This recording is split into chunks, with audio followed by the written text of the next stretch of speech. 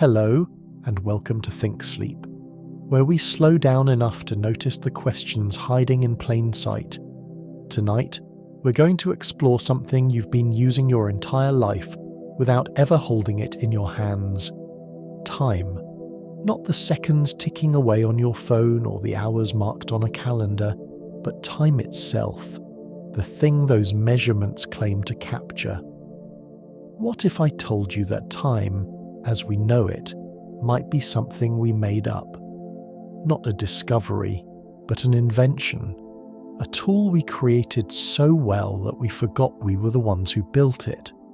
Before we begin this gentle journey through moments and memories, I'd love to know where in the world you're listening from right now, and what time it is where you are. Funny, isn't it? We're about to question whether time is real, and yet here we are, bound by it, separated by it, connected through it. If this kind of quiet wondering speaks to you, I'd be grateful if you'd take a moment to like this video or subscribe to the channel. And if you feel moved to, drop a comment below. It helps other curious minds find their way here, to this small corner of the night where big questions are welcome to unfold slowly. So let your shoulders drop, let your breathing deepen, and allow yourself to drift alongside these ideas. We're not here to solve anything tonight, just to explore, to wonder, and perhaps to see time a little differently than we did before. Because before we can ask whether time is an illusion, we first need to remember what it felt like before we learned to measure it at all. Think about the last time you looked at a clock. Maybe it was just a moment ago. A glance at your phone to see how late it had gotten, or a quick check of the corner of your screen. We do this dozens of times a day without thinking. Time becomes something we monitor, something we track, something we're always a little bit worried about running out of. But here's a curious thing. The clock tells you it's 10:47, or 2:33, or whatever numbers happen to be displayed. But what is it actually showing you? Not time itself. You can't see time. You can't touch it, taste it, or hold it up to the light. What you see are numbers, symbols we agreed would represent something invisible. The clock shows you a measurement, and measurement is always a human act. We measure distance with rulers, temperature with thermometers, weight with scales. In each case, we're translating something we experience into something we can communicate. But time is different. When you measure distance, there's something physical being measured, an actual gap between 2 points. When you measure weight, there's a force, a pull, something pressing down. But time? What are we actually measuring when we measure time? We're measuring change, the movement of a hand around a dial, the flip of a digit on a screen, the swing of a pendulum or the vibration of a quartz crystal. We count repetitions and call that counting time.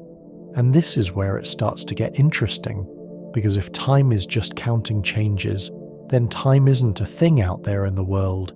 It's a way we organize our experience of things changing. It's a framework, a grid we lay over reality to make sense of it. Before there were clocks, before there were calendars, before humans even existed, did time exist? Things still changed. The earth still rotated, stars still burned, rivers still flowed. But was there time, or was there just change? Was there yesterday and tomorrow, or just an endless now that kept transforming into something different? We experience time as flowing, as moving forward in one direction, carrying us from past through present toward future. But that experience, that sense of flow, where does it come from? Not from the universe. The equations that describe how the universe works, the deep laws of physics, most of them don't care which direction time goes.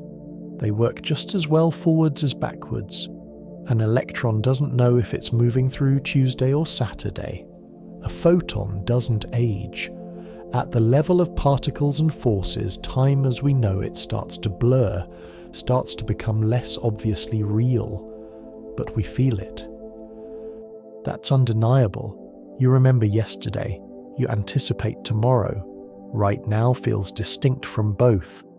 There's a texture to time, a sense of it pressing forward, of moments arriving and then vanishing behind you like footprints in sand. That feeling is so strong, so consistent, that it seems impossible it could be anything other than a fundamental feature of reality. And yet, feeling something doesn't make it true in the way we usually mean truth. We feel like the sun moves across the sky. It doesn't. We move. We feel like the ground is still. It isn't. We're spinning at 1,000 miles per hour. Experience can be convincing and still not quite accurate. So what if time is like that? What if the flowing, directional, measured thing we call time is something our minds construct? A story we tell ourselves to navigate a universe that doesn't actually move through time at all, but simply exists all at once, in ways we experience sequentially, because that's the only way a mind like ours can experience anything. This isn't to say time is meaningless, or that clocks are lies. It's to say that maybe time is more like language than like gravity.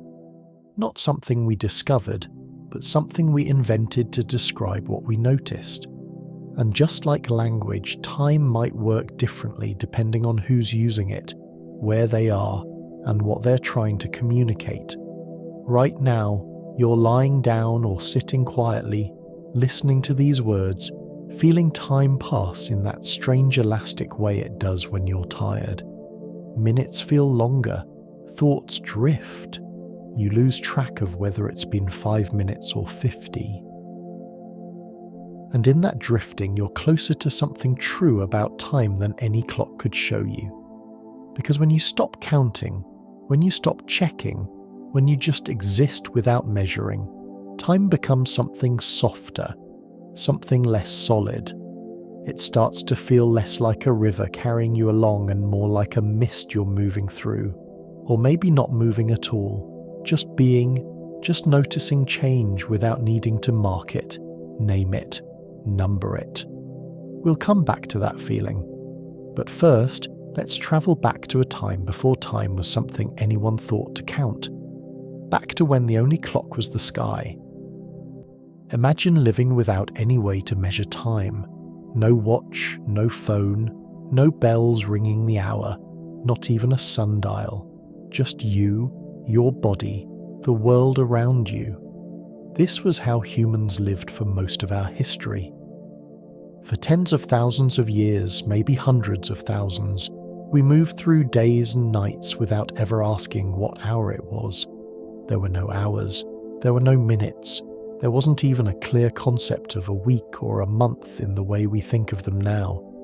There was light and dark, there was warm and cold, there were seasons slowly cycling, but even those didn't have names at first. They were just patterns, rhythms in the world that you noticed and adapted to. You woke when it got light, or when your body was rested. You ate when you were hungry. You slept when it got dark or when you were tired. Time wasn't a thing you managed. It was just the background hum of existence. And in that way of living, there was no late, no early, no deadline, no appointment. You couldn't waste time because time wasn't something you owned or controlled. It was just the medium in which life happened, like air or water. You didn't think about breathing every breath, and you didn't think about living every moment. You just did. But you did notice change. You noticed the sun rising in a slightly different place each day. You noticed the moon growing and shrinking.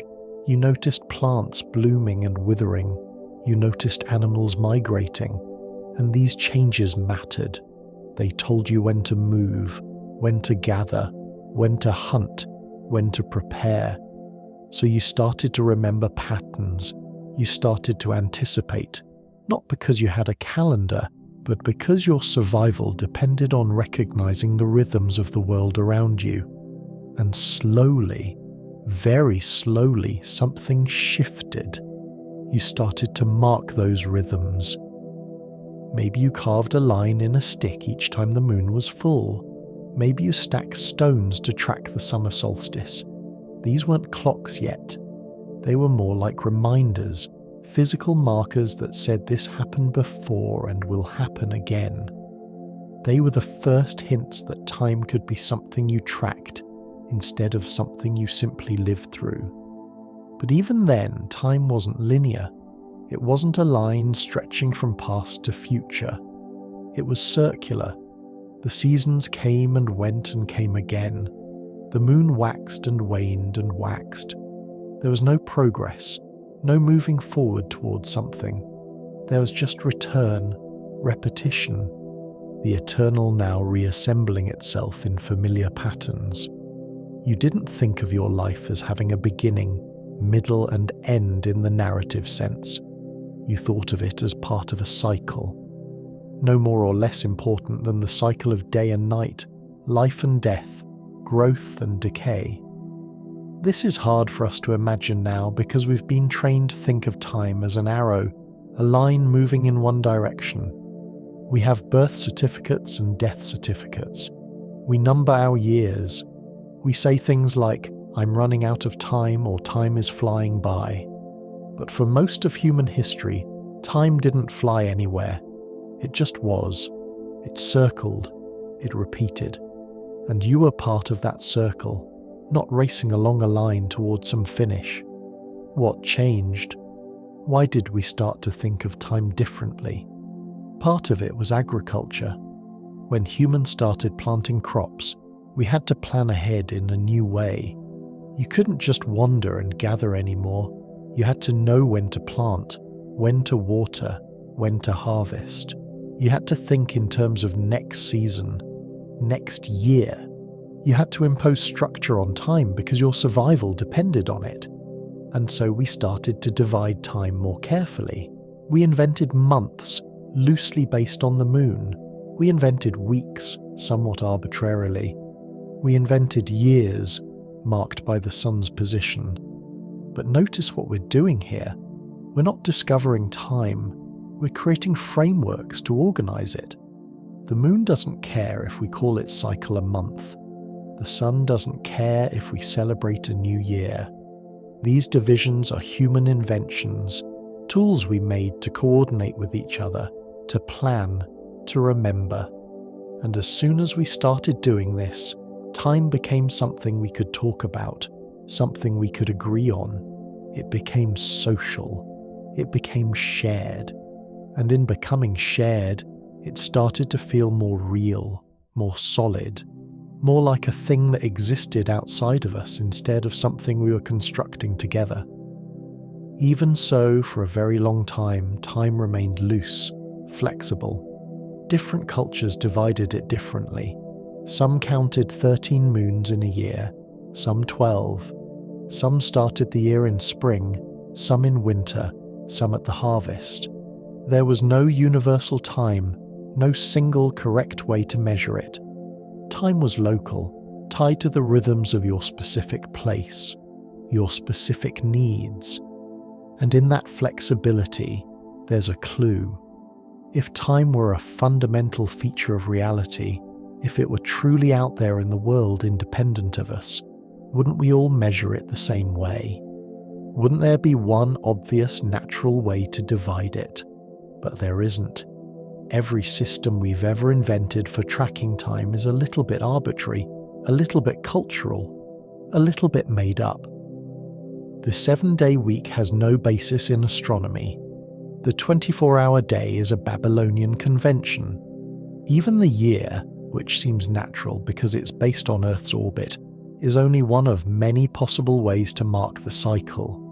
We could have chosen anything. So as you lie here now, breathing slowly, feeling the weight of your body settle, think about what time feels like without clocks, without numbers, just the sensation of now, the air moving in and out of your lungs, the soft sounds around you, the gentle drift of thought. This is closer to how humans experience time for most of our existence, not as something to measure, but as something to inhabit. And maybe, just maybe, that older way of experiencing time is more honest than what we've built on top of it. Because the clock on the wall might tell you it's late, but your body doesn't know that. Your body only knows tired or awake, hungry or full, restless or calm.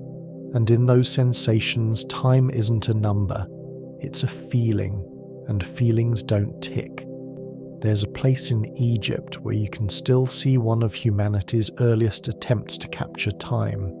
It's a stone obelisk, tall and narrow, built thousands of years ago. As the sun moves across the sky, the shadow it casts moves too, sweeping slowly across the ground like a dark finger pointing at different marks carved into the stone. This is a sundial, one of the first clocks, and what it's really doing is translating the movement of the sun into something countable, something we can agree on. It doesn't measure time, it measures shadow. But we decided to call that measurement time. Before this, before anyone thought to carve marks into stone or pour water through measured holes, there's no way to say meet me at the 3rd hour, or we'll begin when the shadow reaches here. You could say meet me at sunrise or when the sun is highest, but those are vague, broad. They're rhythms, not moments. The sundial changed that. It took the continuous sweep of daylight and divided it into pieces. It invented the hour, not as something that existed, but as something useful. And once you have hours, you start to need them. Suddenly, you're not just living through the day, you're organizing it. Temples needed to know when to perform rituals, markets needed to know when to open, soldiers needed to coordinate watches, and so the day, which had been whole, became segmented. Morning, noon, afternoon, evening, then smaller. 12 divisions of daylight, 12 of darkness.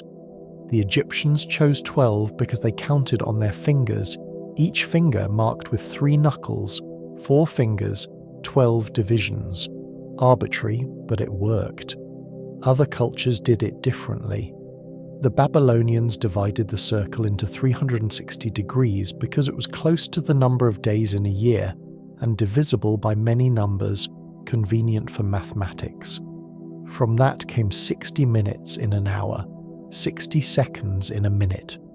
Not because time naturally breaks that way, but because base 60 math was useful. In China, the day was divided into 12 double hours, each named after an animal. In ancient India, time was measured in gatikas and palas, tied to the flow of water through a copper vessel. Same sun, same rotation of the earth, completely different ways of slicing it up. What's interesting is that none of these systems are wrong. They all work. They all allow people to coordinate, to plan, to measure, but they're all inventions.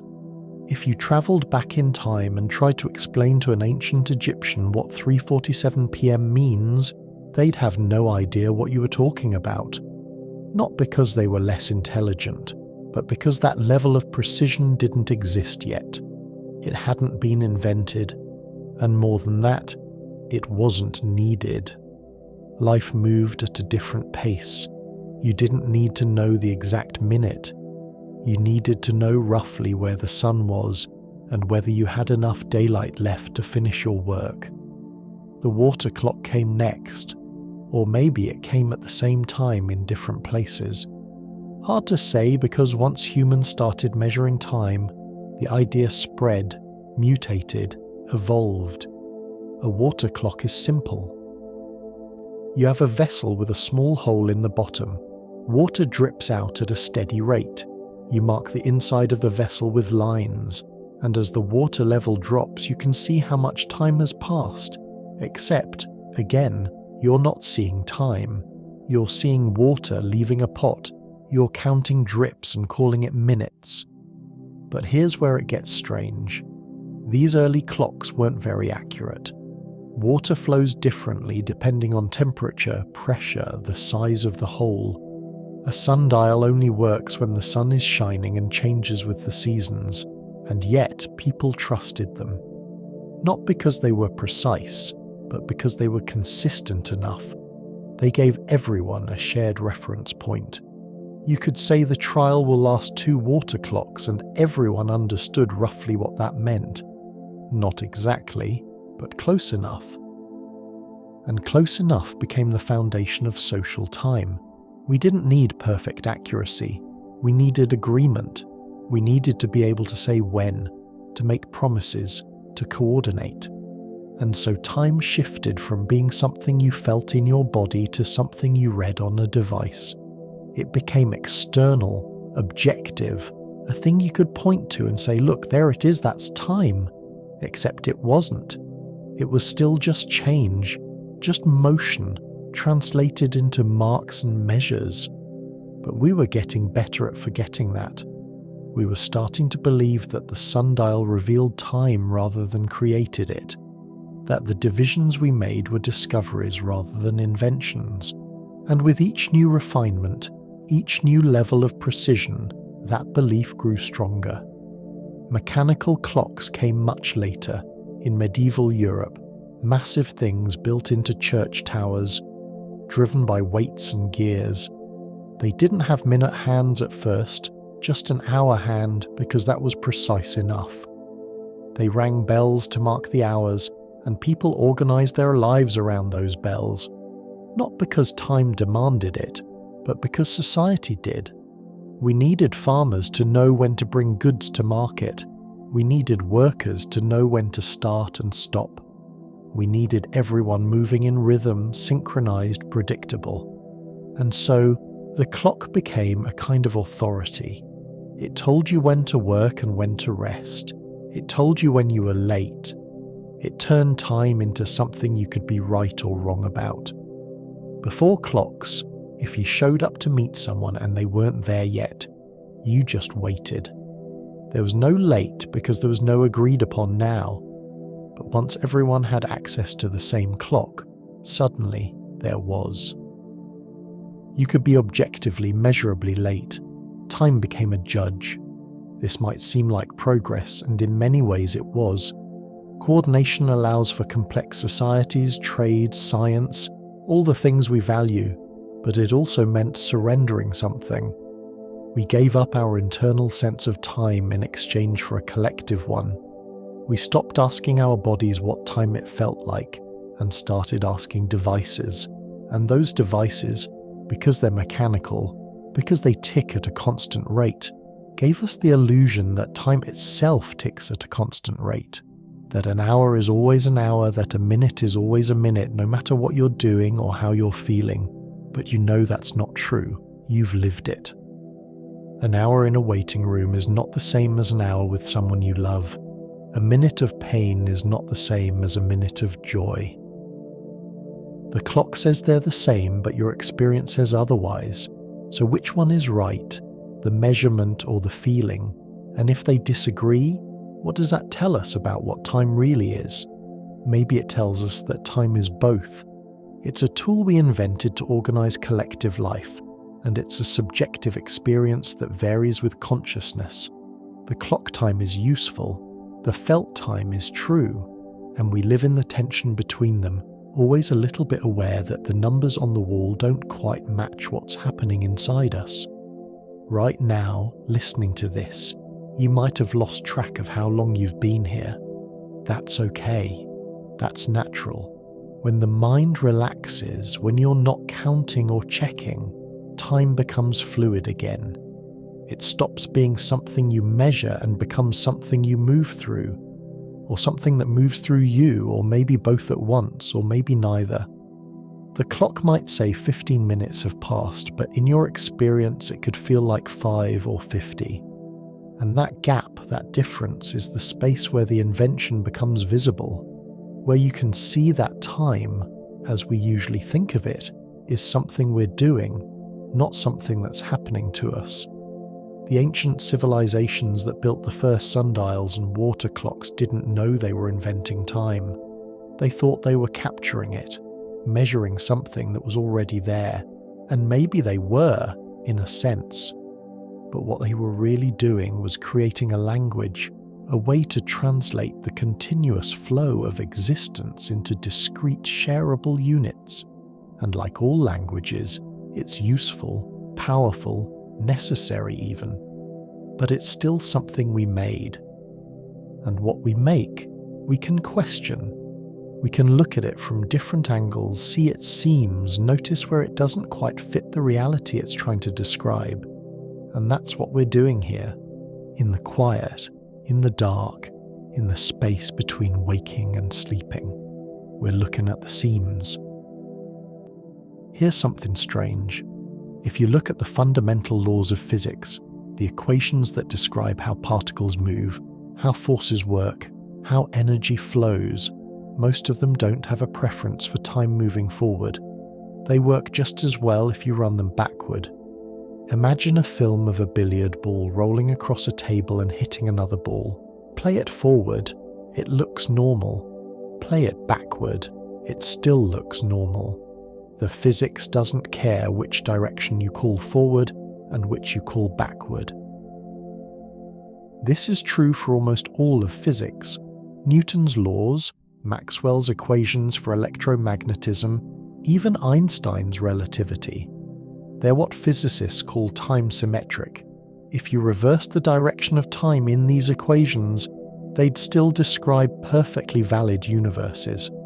So at the deepest level, the level of particles and forces and fields, there's no arrow of time. There's no inherent now. There's no flow. There's just events, interactions, cause and effect that could just as easily be effect and cause. And yet, we experience time as having a clear direction. We remember the past, not the future. Eggs break but don't unbreak. People age but don't get younger. There's a flow, an irreversibility to everything we experience. So where does that come from?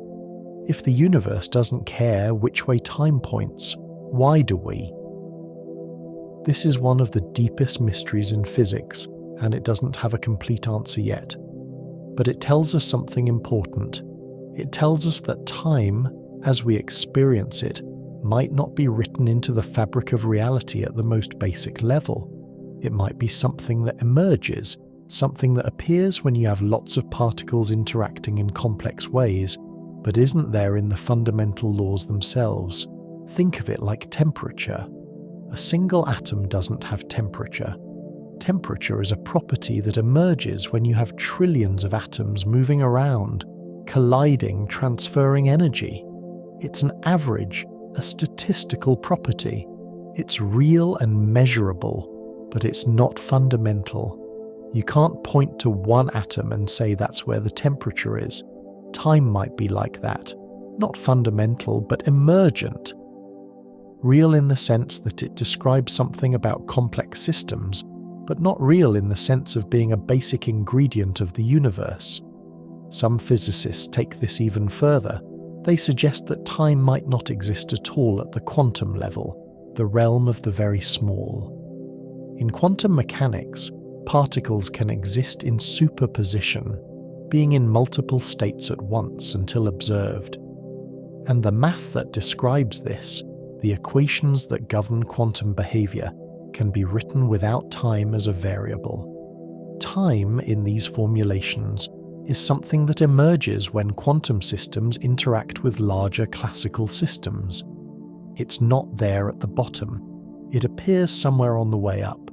This doesn't mean time is an illusion in the sense of being fake or unimportant. It means time might be more like a map than like the territory. Maps are incredibly useful. They help us navigate, plan, understand relationships between places. But a map isn't the same as the land it represents. It's a simplified version, a translation. And time might be our map of something deeper, something more fundamental that we don't have direct access to. What would that deeper thing be? Maybe it's just change itself, not time passing, but things transforming, configuration shifting, information evolving. The universe doesn't need a clock to tell it what to do next.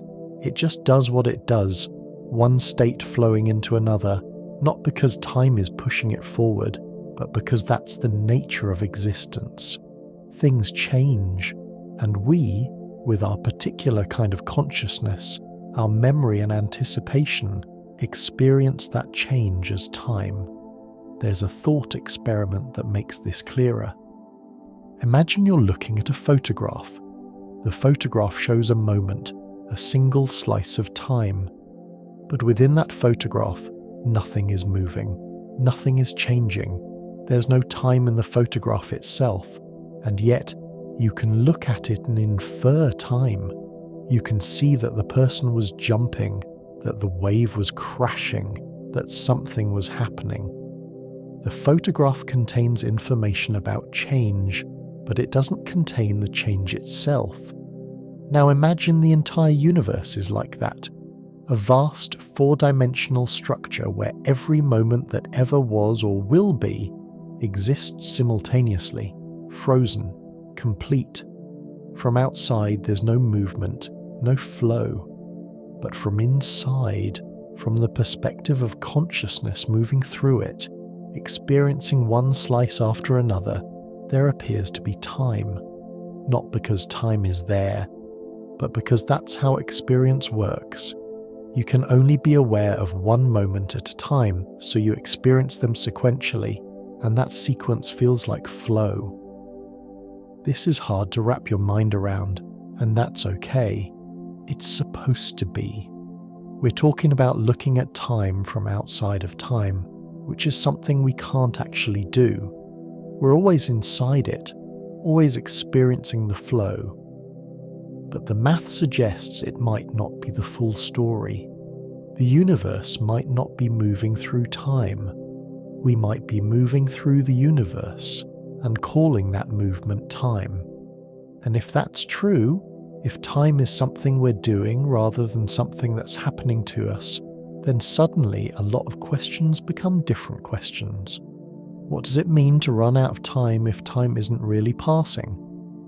What does it mean to save time or waste time if time isn't a resource but a perspective? What does it mean to say something happened in the past if past, present and future all exist equally, and we're just aware of different parts of them at different moments? These aren't just abstract puzzles. They touch something deep about how we live, how we think about our lives, how we relate to memory and anticipation and the present moment.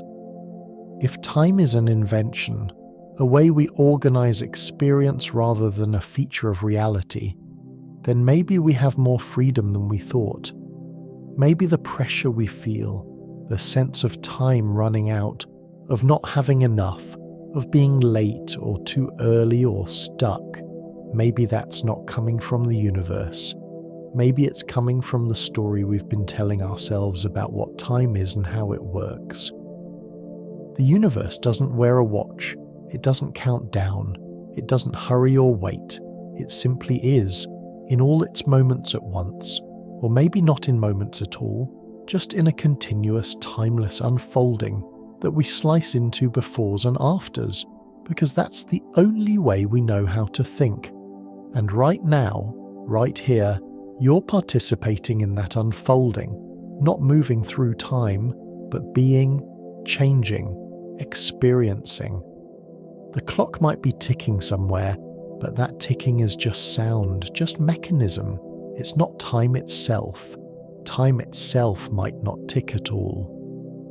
In 1905, a young patent clerk in Switzerland published a paper that changed everything we thought we knew about time.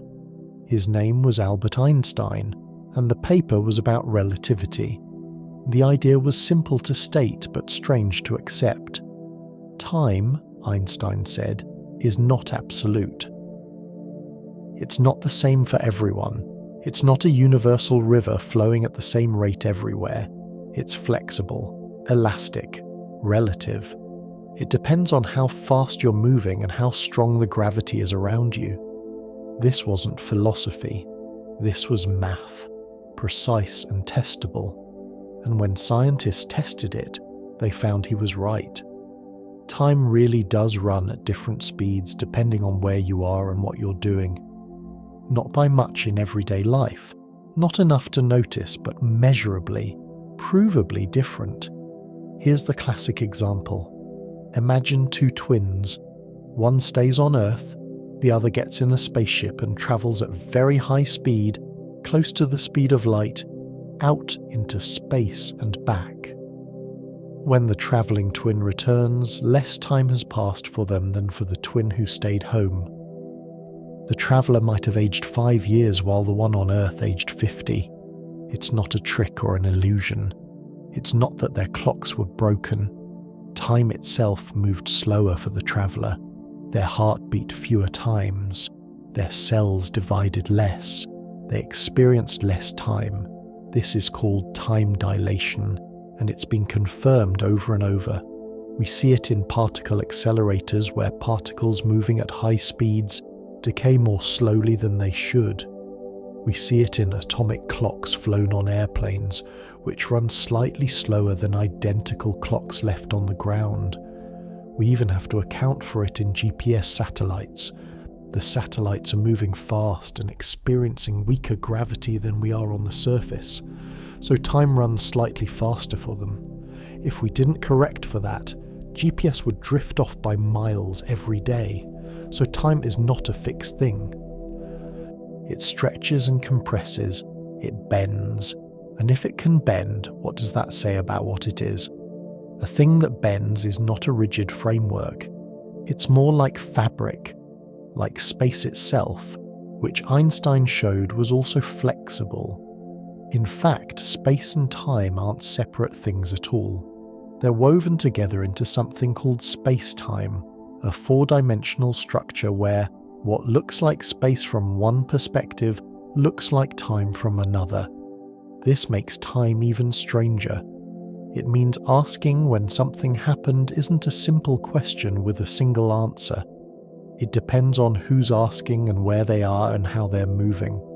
Two events that seem simultaneous to you might not be simultaneous to someone moving relative to you. Not because one of you is wrong, but because simultaneity, the idea of things happening at the same time, isn't absolute.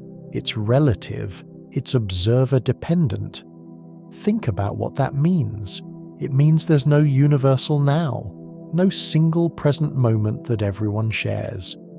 Your now is slightly different from my now if we're moving relative to each other. Not by much, not in any way we'd notice, but fundamentally, truly different. And if there's no universal now, no single present moment, then the whole idea of time as something flowing forward starts to look questionable. Flowing forward from what? Toward what? If now is different for everyone, then what is flowing?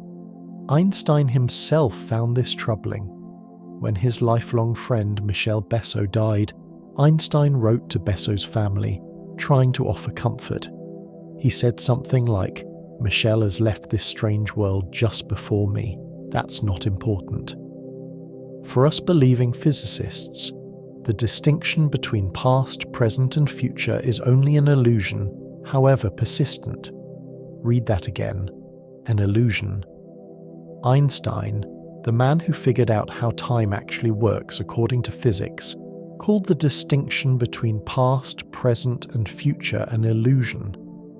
Not because time doesn't exist, but because the way we experience it, as flowing, as divided into was and is and will be, that's not how it works at the fundamental level. That's something our consciousness adds, and there's more. Gravity also affects time. The stronger the gravity, the slower time moves. This has been measured too. Clocks at sea level run slower than clocks on mountaintops because they're deeper in Earth's gravitational field. It's a tiny difference, but it's real. And near something with truly intense gravity, like a black hole, time slows dramatically.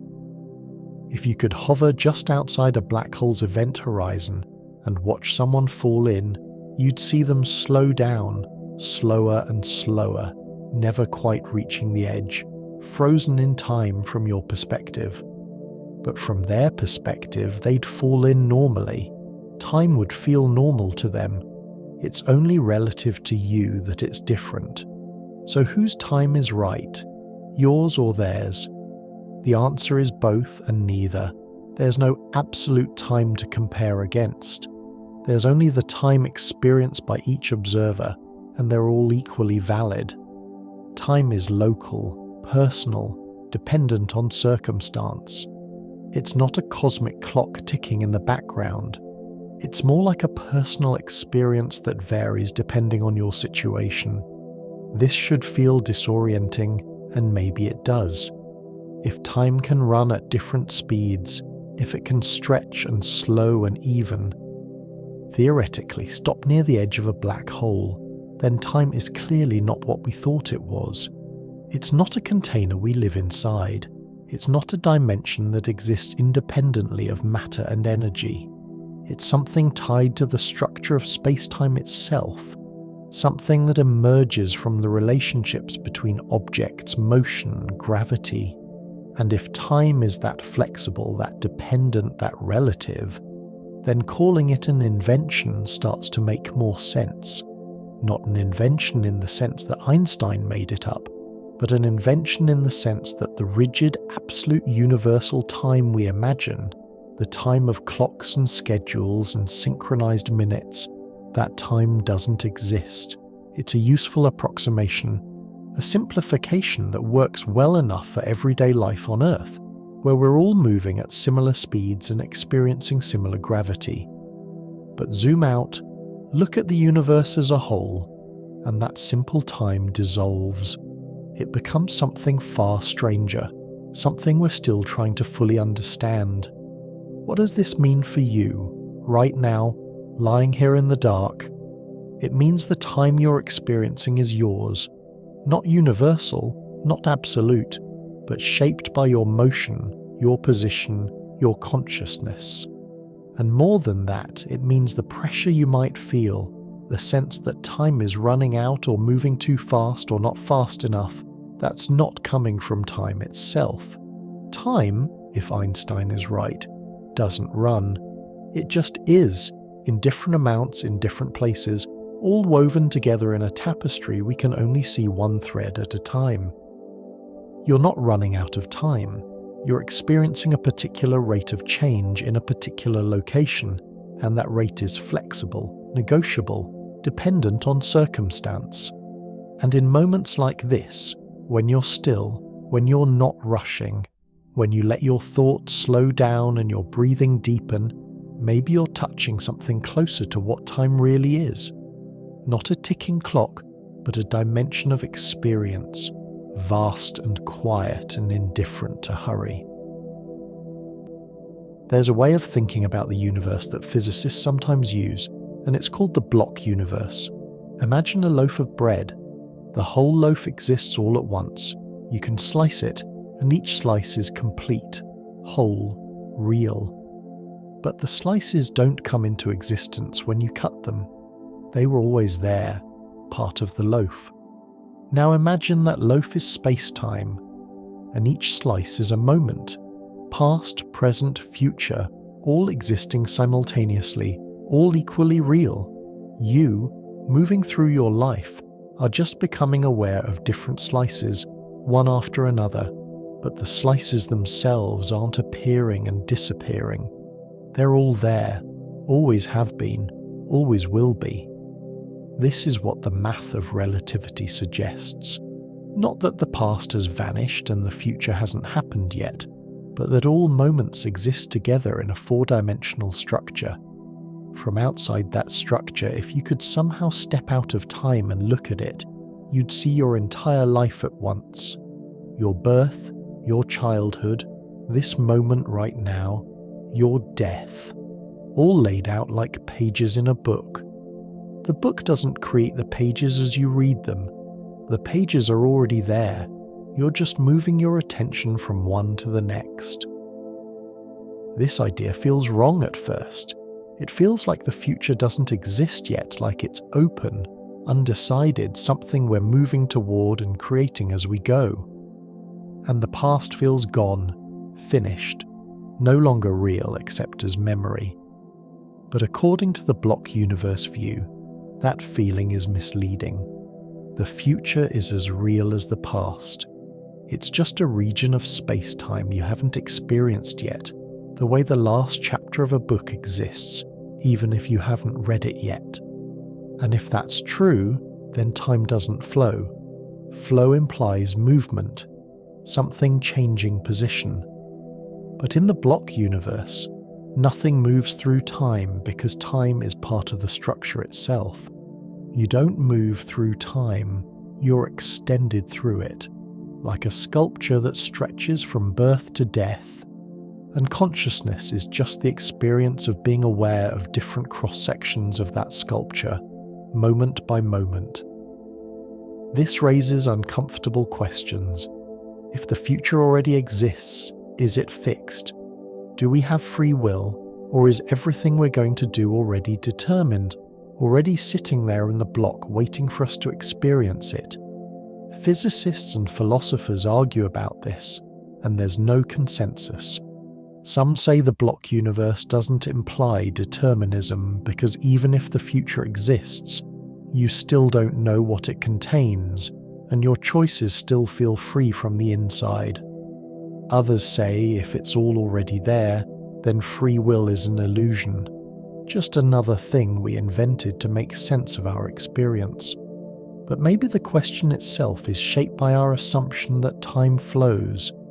If time doesn't flow, if past and future are just directions in space-time like north and south are directions in space, then asking whether the future is fixed is like asking whether the place you'll visit tomorrow already exists. Of course it exists. Paris exists right now, even if you're not there. It doesn't come into being when you arrive. And in the block universe, tomorrow exists even though you're not there yet. It doesn't come into being when you wake up. It's already part of the structure. This can feel claustrophobic or liberating depending on how you look at it. Claustrophobic because it suggests your life is already written, already complete, a static object in 4 dimensions. Liberating because it means everything that will ever matter to you already exists somewhere in the block, and nothing is truly lost.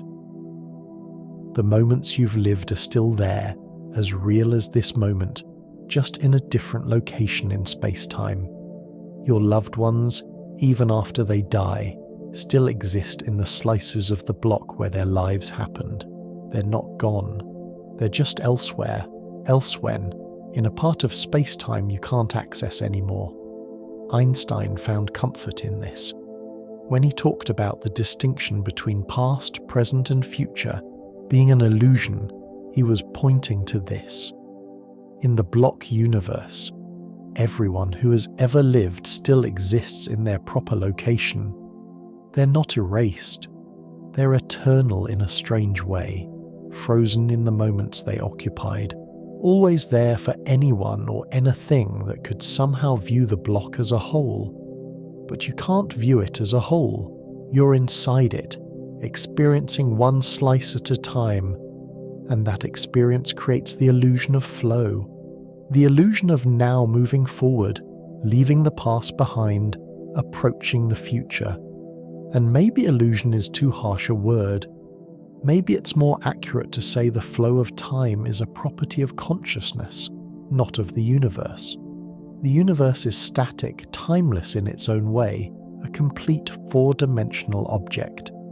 But consciousness, whatever it is, experiences that object sequentially.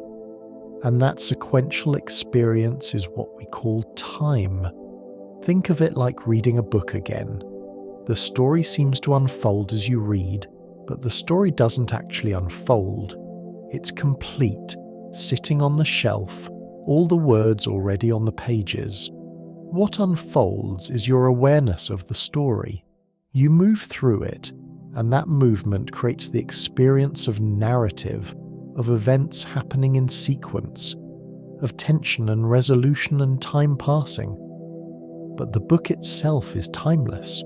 Close it, put it away, come back years later, and the same story is there, unchanged, waiting. Your life might be like that. A complete story already written in the structure of space-time, and consciousness is the reading of it, the experience of it unfolding, even though nothing is actually unfolding. It's all there, all at once, and you're moving through it in a way that creates the sensation of time. This doesn't mean nothing matters. The story still has meaning even if it's already complete. In fact, maybe it has more meaning because it's permanent, eternal, part of the structure of reality itself. Every moment of joy, every act of kindness, every connection you make, it's all there forever in the block. As real as the atoms and forces that make up the physical world. And yet, it's strange. It's deeply strange. If the future is already there, why does it feel so uncertain? Why do we experience choice, possibility, the sense that things could go differently? Maybe because from inside the block, from the perspective of consciousness experiencing one moment at a time, the future is hidden. You can't see it even though it exists. And that hiddenness creates the experience of uncertainty, of openness, of time moving towards something unknown. Or maybe the block universe is wrong. Maybe it's just one interpretation of the math, one way of making sense of relativity, and there are other ways that preserve flow, that keep the future genuinely open. Physicists don't all agree. Some embrace the block universe, some resist it. Some think it's useful as a model but not literally true. The math works either way. But what's interesting is that even entertaining the idea changes how you think about time. It makes the present moment feel different. If all moments are equally real, then this moment isn't more important than any other. It's not special except that you're experiencing it right now. And in a few seconds, you'll be experiencing a different moment, and that one will feel like now, and this one will feel like the past. But neither is more real than the other. They're just different locations in the block, different slices of the loaf. So rest here, in this slice, knowing it's part of something larger, something complete, something that doesn't need to rush because it's already whole. Close your eyes for a moment and remember something from yesterday. Anything. Maybe what you had for breakfast, or a conversation, or the way the light looked through a window. You have the memory. You can see it in your mind. But here's the strange thing. That memory isn't a recording. It's not a video file stored somewhere in your brain that you press play on. Every time you remember something, your brain reconstructs it. It takes fragments, pieces of information stored across different regions, and weaves them back together into something that feels like a coherent experience. And every time it does this, the memory changes slightly. Details shift. Emotions color it differently. You remember remembering it, and that becomes part of the memory itself. This matters because memory is how we know time passes at all. Without memory, there would be no past. You'd exist only in the perpetual present, each moment complete and isolated, nothing before it, nothing connecting it to what came before. Memory creates continuity. It gives you a sense of having lived through time, of having a history, a story. But if memory is reconstruction rather than retrieval, if it's something your brain creates in the present rather than something it accurately pulls from the past, then your sense of time passing might be less reliable than you think. Studies have shown this over and over. People remember events that never happened. They misremember details, timelines, even emotions. Show someone a photograph of themselves at an event they never attended, suggest it happened, And a surprising number of people will develop false memories of being there. Not because they're lying, but because memory is creative. It fills gaps. It smooths inconsistencies. It tells a story that makes sense, even if that story isn't quite what happened. And this doesn't just apply to specific events, it applies to your sense of self, your feeling of being a continuous person moving through time. You think of yourself as the same person you were 10 years ago, same identity, same consciousness, just older. But are you? Every cell in your body has been replaced, most of them many times over. Your thoughts are different. Your beliefs have changed. Your memories of 10 years ago are reconstructions based on reconstructions, layers of interpretation built on fragments. The person you were then is gone in almost every physical and mental sense. What remains is a story you tell yourself about continuity, a narrative thread you use to connect past moments to this present one.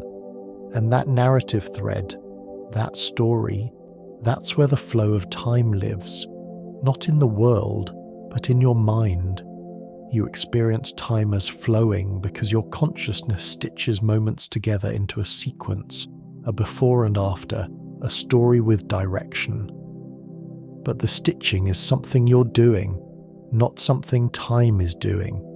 Time, if the physicists are right, doesn't flow. You flow through it, or rather, your awareness does, creating the sensation of movement by constantly updating your sense of now. Think of it this way. Imagine you're watching a movie. The film itself is just a series of still images, frames projected one after another. There's no motion in the film. Motion is an illusion created by your brain, which interprets the rapid succession of images as continuous movement. Time might work the same way. A series of moments, each static, each complete. And your consciousness experiencing them in sequence creates the illusion that time is flowing, that something is moving forward. But what creates the sequence? Why do you experience moments in a particular order rather than randomly? This is where things get interesting. Some scientists think the order comes from entropy, from the second law of thermodynamics. Systems tend to move from order to disorder, and we experience the direction of increasing disorder as forward in time. Your memory works in one direction because the physical processes in your brain align with the arrow of entropy. Eggs break, they don't unbreak. And your neurons fire in patterns that create memories of the past but not the future, because that's the direction entropy points. But entropy itself is statistical. It's not a fundamental law like gravity or electromagnetism. It's a pattern that emerges when you have lots of particles. Individually, each particle could move forward or backward in time. It's only when you have trillions of them that you get a strong statistical preference for one direction. And that preference is what we call the arrow of time. It's not time itself. It's just the direction that disorder increases, and we happen to experience that direction as forward because our brains are made of matter that follows the same statistical rules. So memory gives you a past, and the arrow of entropy gives that past a direction, and together they create the feeling of time flowing forward. But neither of them requires time to actually flow. They just require change, difference, states transforming into other states in a way that's statistically more likely to go one way than the other, and you, experiencing those transformations from the inside, interpret them as time passing. Without memory, would you experience time at all? Probably not in any recognizable way. There are people with severe memory disorders who live in something close to a perpetual present. They can't form new long-term memories, so every few minutes their experience resets. They have no sense of duration, no feeling of time passing. Each moment is fresh, isolated, and from the outside, it looks tragic. But from the inside, It might not feel like anything's missing because they don't remember enough to know what missing means. This suggests that the flow of time, the sense of duration, of past receding and future approaching, is something memory creates. Without memory, there's just now and now and now again, each one unconnected to the last. With memory, those nows link together into a chain, a sequence, a flow. But the flow is in the linking, not in the moments themselves. The moments just are. You create the flow by remembering them in order. And if that's true, then time as you experience it is something your mind does. It's a way of organizing sensation, of making sense of change, of creating continuity where there might not be any. The universe changes, yes. Things happen, states transform, entropy increases. But that's not time flowing. That's just change. Time is the story you tell about change, the framework you use to make it comprehensible, to give it order and meaning. Right now, you're doing this. You're holding a memory of the beginning of this sentence as you hear the end, and that holding, that brief retention of the recent past, is what makes language comprehensible. Without it, each word would be isolated, meaningless. But with it, words link into sentences, sentences into thoughts, and you experience understanding as something that unfolds in time. But the time isn't in the words, it's in how you're processing them, how your memory is bridging the gap between one moment and the next. And as you lie here, feeling your thoughts drift and slow, you might notice that the flow of time is drifting and slowing too. When you're not actively remembering, not planning, not linking one moment to the next with effort, time becomes less defined. It softens, spreads out, stops feeling like a line and starts feeling like a pool you're floating in. Still there, but not moving. Just present, just now, without before or after pressing in. This is closer to what time might actually be. Not a flow, but a field. Not a river, but an ocean. And you suspended in it, sometimes swimming, sometimes drifting, creating the sensation of movement by how you pay attention, by what you remember, by how you connect one breath to the next.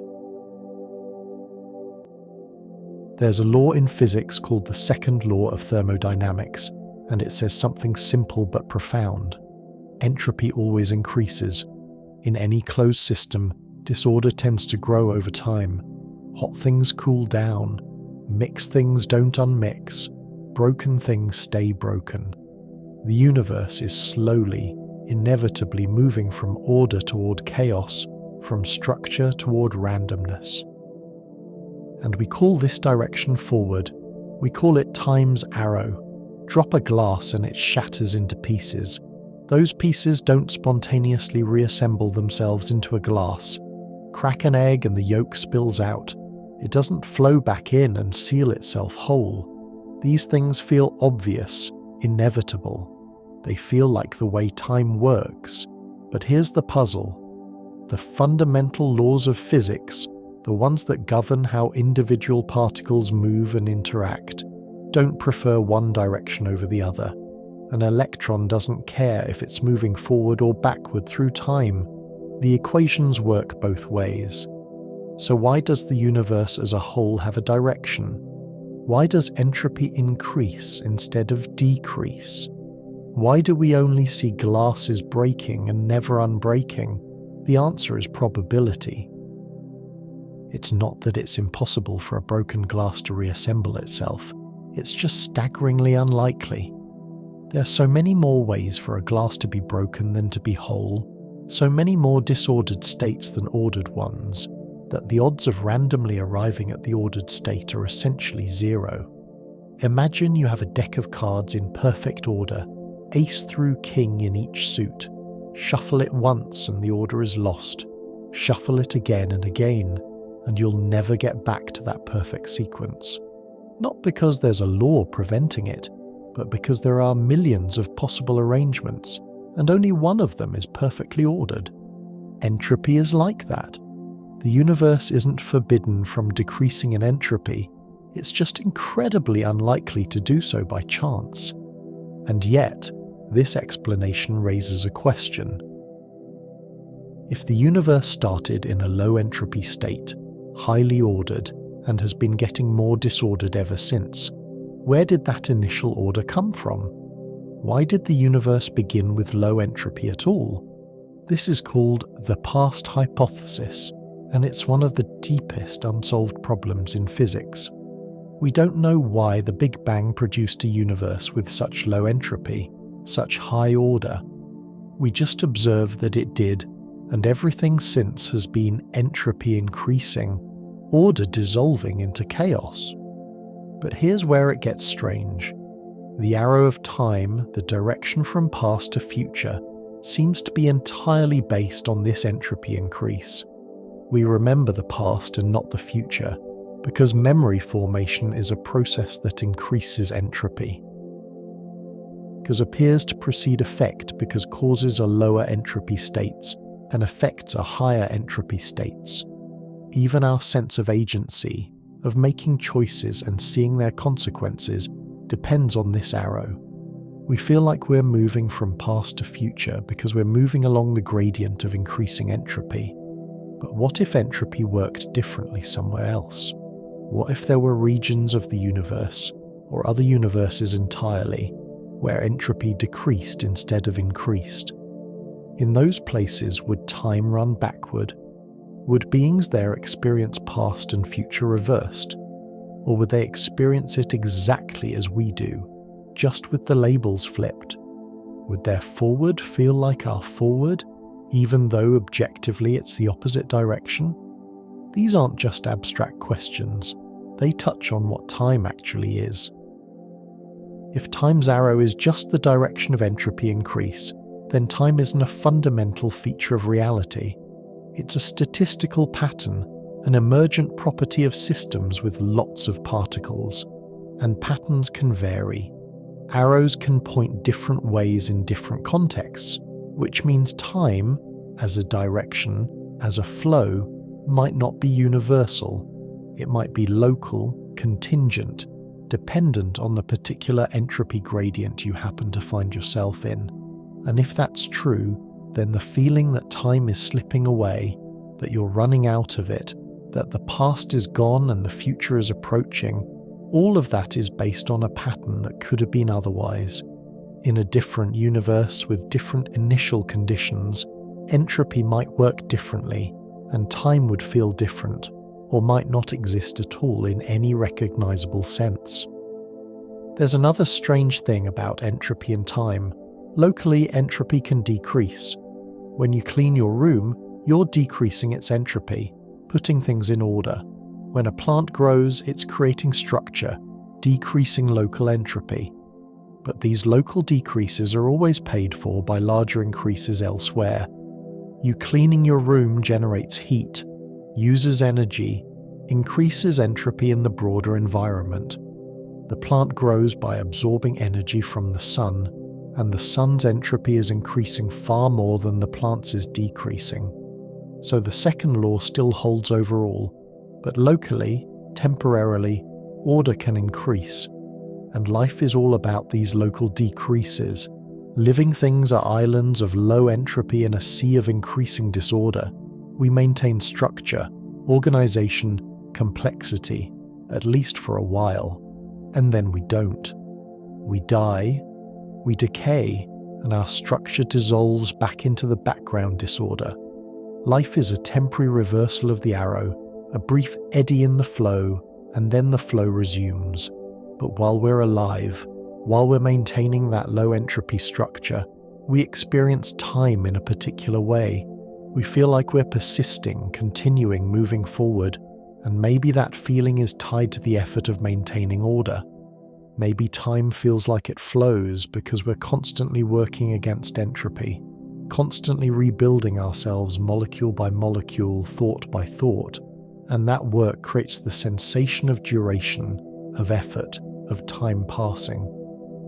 What would it feel like if entropy stopped increasing? If the universe reached maximum entropy, a state called heat death, where everything is evenly distributed, no gradients, no structure, no change. Would time still exist then? Probably not in any meaningful sense. Without change, without difference between one moment and the next, there's nothing to mark duration. Time would still exist as a dimension, perhaps as a coordinate you could point to in space-time. But it wouldn't flow because there'd be nothing flowing, no events, no transformations, just uniform stillness. We're far from that state, billions of years away, so it's not something to worry about. But it's worth thinking about because it shows that time, as we experience it, depends on change, and change depends on entropy gradients, on differences in energy and order. Take those away, and time becomes meaningless, or at least undetectable. A clock in a maximum entropy universe would have nothing to measure. Every moment would be identical to every other moment. There'd be no arrow, no direction, no flow. So the arrow of time isn't really an arrow, it's more like a slope, a gradient we're sliding down from order toward disorder. And the sliding creates the sensation of movement, of time passing. But the slope isn't time itself. It's just the landscape we're moving through, and we interpret that movement as temporal because it's the only kind of movement we know. And here's the thing. Right now, lying still, breathing slowly, you're barely moving down that slope. Your entropy is increasing, yes, but gently, quietly. You're not burning energy, not rushing, not doing much of anything except existing. And in that stillness, time feels different. Slower maybe, or less insistent. The arrow is still there, but it's not pushing as hard. And in that softness, you can almost imagine what it would be like if the arrow weren't there at all, if there were just being, just existence, without direction or destination. Let's go smaller, much smaller, down past atoms, past protons and neutrons, into the realm of quantum mechanics where the rules of everyday reality stop applying. This is where things get truly strange, where particles can be in two places at once, where observation changes what's being observed, where the future seems to reach back and affect the past. And it's also where time starts to fall apart entirely. In quantum mechanics, particles exist in what's called superposition. An electron, for example, doesn't have a definite position until you measure it. Before measurement, it exists in a blur of possibilities, a wave function that describes all the places it could be. Only when you look, when you interact with it, does it collapse into a single location, and the same is true for other properties. A particle can be spinning in multiple directions at once, moving at multiple speeds, existing in multiple states, all simultaneously until something forces it to choose. This is hard to picture because it contradicts everything we experience in daily life. You're either sitting or standing, not both. The book is either on the shelf or on the table, not in some ghostly combination of the two. But at the quantum level, this is exactly how things work. They're not in definite states. They're in superpositions of states, and only through interaction with the larger world do they resolve into something definite. Now here's where time comes in. In most formulations of quantum mechanics, the equations don't include time in the way you might expect. The Schrödinger equation, which describes how quantum systems evolve, is time-symmetric. It works just as well going forward as backward. More than that, some interpretations of quantum mechanics suggest that time doesn't really exist at the quantum level at all. There's no before and after, no sequence of events. There's just a timeless wave function, a description of all possible states, And what we call time is something that emerges when that wave function interacts with the classical world of large objects and definite outcomes. There are experiments that make this even stranger. In what's called the delayed choice quantum eraser experiment, you can make a decision about how to measure a particle after it's already passed through a detector, and that decision affects what happened earlier. Not in a way that lets you send messages to the past or change history, but in a way that suggests the past isn't as fixed as we think. The particle's behavior earlier depends on measurements made later, as if time isn't a straight line from cause to effect, but something more tangled, more interconnected. This doesn't mean the future determines the past in any simple sense. It means that at the quantum level, the concepts of past and future might not apply cleanly. Events aren't clearly ordered. Causality becomes fuzzy. What looks like a particle travelling from point A to point B in time might be better described as a timeless relationship between A and B, a connection that exists all at once rather than unfolding sequentially. Some physicists have taken this further. Carlo Rovelli, an Italian theoretical physicist, has argued that time doesn't exist at the fundamental level at all. What we call time, he suggests, is an approximation that works well for large, slow, warm systems like us, but breaks down when you look closely at the quantum world or the structure of space-time itself. At the deepest level, there's just change, relationships between events, configurations transforming into other configurations. But there's no universal time coordinating it all, no clock ticking in the background. This might sound like semantics, like playing with words, but it's not. If time doesn't exist fundamentally, then the entire framework we use to understand reality needs to shift. We can't ask what happened first or what came before the Big Bang, or how long the universe will last, because those questions assume time is real and fundamental. If it's not, if it's emergent, then those questions might not have answers, or might need to be rephrased entirely. Think about what this means for you, for your experience right now.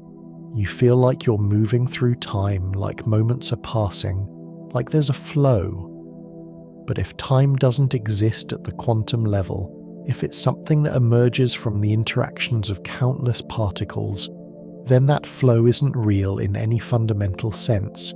It's an illusion created by your brain, a way of organizing information that works for creatures like you, who are big and slow and classical. But zoom in or zoom out, and the illusion fades, time dissolves, and yet the illusion is persistent. You can't not experience time. Even knowing it might not be fundamental doesn't stop the feeling of now, the sense of past and future. This is because your brain is a physical system, subject to entropy, built from particles that interact in ways that create temporal order. You're embedded in time, or in the thing we call time, and you can't step outside it to see whether it's real. You can only think about it, reason about it, try to understand what the math and experiments are telling you. The math says strange things. It says particles can be entangled, connected in ways that don't depend on distance or time. Measure one and the other responds instantly, no matter how far apart they are. Einstein called this spooky action at a distance and thought it proved quantum mechanics was incomplete. But experiments have confirmed it over and over. Entanglement is real. And it suggests that the universe at the quantum level isn't made of separate things happening at separate times in separate places. It's more like a unified whole, a web of relationships where space and time are just different ways of describing the same underlying connections. If that's true, then time isn't carrying you forward. You're not moving through it like a boat on a river.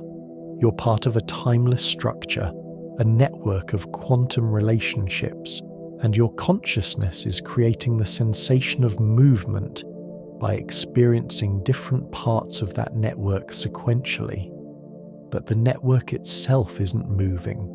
It's complete, eternal in its own way, and what you call time is just your path through it, the order in which you become aware of different pieces. This is very close to the block universe idea we talked about earlier, but stranger. Because in the quantum version, even the order isn't necessarily fixed. Events at the quantum level can be in superposition about their ordering. A can happen before B and B can happen before A simultaneously until something resolves the ambiguity. And only when you zoom out to the classical level, to the world of everyday objects and experiences, does time crystallize into something linear, something with a clear before and after. So time, in this view, is an emergent property of large quantum systems interacting with an environment. It's something that appears at a certain scale, like temperature or pressure, but isn't there at the bottom. And if you could somehow perceive reality at the quantum level directly, without the filter of your classical brain, you wouldn't experience time at all. You'd experience something else. Something we don't have words for because all our words are built on temporal assumptions. But you can't do that. You're stuck with time, or at least with the experience of it, and maybe that's okay. Maybe even if time is an illusion, it's a useful one, a necessary one for consciousness to function. Maybe you need the illusion of flow to have thoughts, memories, plans, identity. Maybe without time, there's no you in any recognizable sense. And so you lie here, in the quantum foam that underlies reality, experiencing time even though time might not be there, feeling moments pass even though passing might be something you're inventing. The particles that make up your body are in constant flux, appearing and disappearing, entangled with the environment, timeless in their own way. But you, the pattern those particles form, the consciousness that emerges from their configuration, you experience duration, you feel time, and that feeling, whether it's fundamental or emergent, illusion or reality, is all you have. Walk into any museum with artifacts from ancient cultures and you'll find calendars, carved stones marking lunar cycles, elaborate astronomical charts, intricate systems for tracking days and years. The Mayans had 3 different calendar systems running simultaneously, each serving a different purpose. One tracked sacred rituals on a 260-day cycle, another followed the solar year, and a third counted the days since a mythical creation event. These calendars interlocked like gears, creating patterns that repeated every 52 years, a cycle they considered profoundly significant. The ancient Egyptians based their calendar on the heliacal rising of Sirius, the brightest star in the sky. When Sirius appeared just before dawn after a long absence, they knew the Nile would soon flood, bringing rich silt to the farmlands.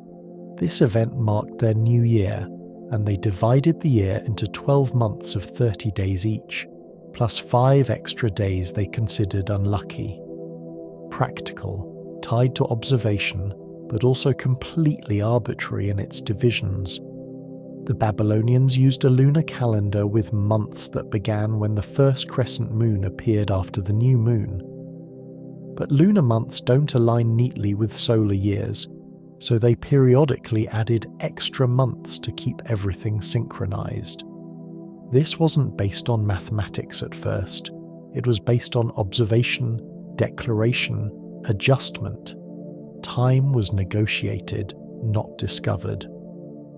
In China, the traditional calendar combined lunar months with solar terms, creating a lunar-solar system that guided agricultural activities. The calendar included concepts like the heavenly stems and earthly branches, cycling systems that created 60-year periods. Time was cyclical, layered, rich with meaning beyond mere counting. Hindu cosmology takes this even further, describing vast cycles of time called yugas, ages that span millions of years, each characterized by different levels of virtue and order. Within these are smaller cycles, and within those even smaller ones nested like Russian dolls. Time isn't linear, it's cosmic, repeating, a great wheel turning through destruction and rebirth. The Islamic calendar is purely lunar, about 11 days shorter than the solar year, which means Islamic holidays drift through the seasons over time. Ramadan, the month of fasting, occurs in different seasons across the years, summer one decade, winter another. This creates a different relationship with time, one less anchored to agricultural cycles, more focused on the celestial. The French Revolution tried to decimalize time, creating 10-day weeks and 10-hour days with 100-minute hours. It lasted about 12 years before people abandoned it. Too radical, too disconnected from human rhythms and natural cycles. Some inventions of time take hold, others don't, and the ones that survive aren't necessarily more true. They're just more useful, more aligned with how people want to live. The Hebrew calendar is lunisolar, adding an extra month 7 times every 19 years to keep Passover in spring. The Ethiopian calendar is about 7 years behind the Gregorian one, celebrating New Year in September. The Persian calendar uses a sophisticated astronomical system that's actually more accurate than the Gregorian calendar used by most of the world today. Same Earth, same Sun, same Moon, dozens of different ways to mark what we call time, and none of them is wrong. None of them fails to be a calendar. They're all systems for organizing experience, for coordinating human activity, for giving structure to the endless succession of days. But the fact that they're all different reveals something important. They're not measuring time itself. They're creating frameworks for counting change, and those frameworks can be designed in countless ways depending on what matters to a culture, what they need to track, what stories they tell about the universe. Some cultures didn't develop elaborate calendars at all. Many indigenous peoples around the world lived without formal timekeeping systems, guided instead by natural indicators, seasonal changes, animal behaviors. The Nuchun-Nulth people of the Pacific Northwest recognized 13 moons, but didn't rigidly divide them. Time was fluid, marked by events rather than by counting. The salmon run wasn't a date, it was a season, and it happened when it happened. Australian Aboriginal cultures maintained some of the longest continuous oral traditions in human history, passing down stories for tens of thousands of years without written calendars or dated records. Their concept of time, often called the dream time, doesn't separate past, present, and future in the way Western thinking does. The dream time is eternal, always accessible, containing the stories of creation and the patterns of existence simultaneously. What this diversity shows is that time, as a measured thing, as something divided and counted and organized, is deeply cultural.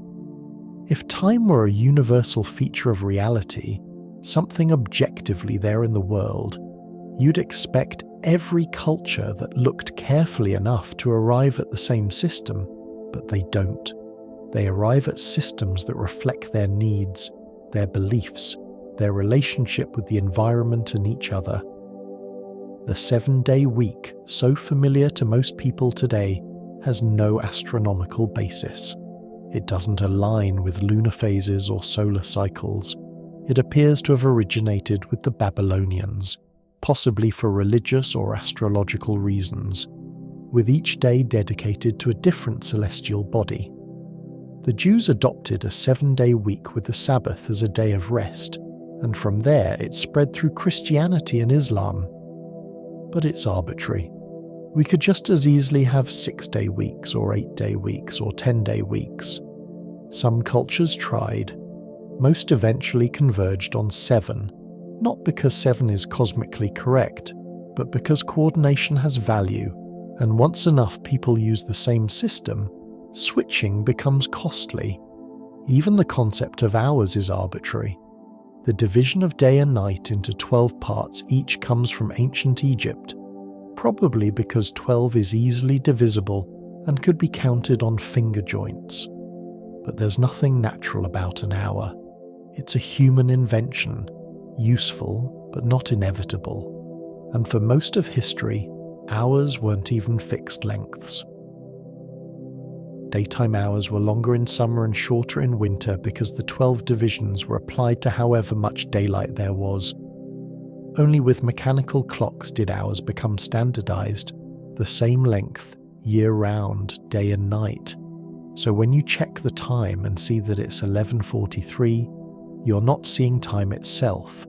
You're seeing the output of a particular cultural system, one that happens to dominate globally now, but is no more true or real than any other system humans have invented.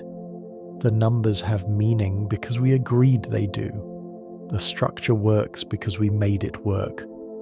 But underneath the agreement, underneath the coordination, time itself remains unmarked, uncounted, indifferent to our frameworks. There's a moment in history, around the 14th century, when mechanical clocks began appearing in European towns. They were massive things, built into church towers, powered by weights and controlled by escapements, intricate mechanisms that regulated the release of energy. These clocks had something the sundials and water clocks didn't have. They were consistent. They ticked at a steady rate regardless of weather, season, or human attention. And this consistency changed everything. Before mechanical clocks, time was approximate. You met someone in the morning or at midday. You worked while there was light. You slept when it got dark. There was rhythm but not precision. The introduction of clocks didn't just add precision. It fundamentally altered how people related to time. Suddenly there was a mechanical authority telling everyone what time it was, and that authority didn't care about how long your task took or whether you felt ready. The clock kept ticking, indifferent and exact. Factories were among the first to exploit this. With mechanical clocks, owners could measure worker hours precisely, could schedule shifts, could maximize productivity by synchronizing everyone to the same tempo. The factory whistle became a sound of power, announcing when to start, when to break, when to stop. Time was no longer something you inhabited. It became something you sold, measured in hours and minutes, paid for in wages calculated to the quarter hour. This industrialization of time spread everywhere. Schools adopted bells to move students from class to class. Railways required synchronized schedules so trains wouldn't collide. Telegraph systems needed coordination across vast distances, and so time zones were invented, another arbitrary system that divided the world into slices, each slice agreeing to set their clocks the same way. Before time zones, every town kept its own local time based on the sun. After time zones, everyone in a region, sometimes spanning hundreds of miles, agreed to call it the same hour even though the sun said otherwise. The obsession with precision kept escalating. Clockmakers competed to build more accurate timepieces, pendulum clocks, balance wheels, eventually quartz oscillators vibrating at precise frequencies. Each innovation made time more finely divided, more rigidly enforced. By the 20th century, we had atomic clocks measuring time in billionths of a second, far more precision than any human could perceive or use in daily life. But the precision became its own goal, its own kind of truth.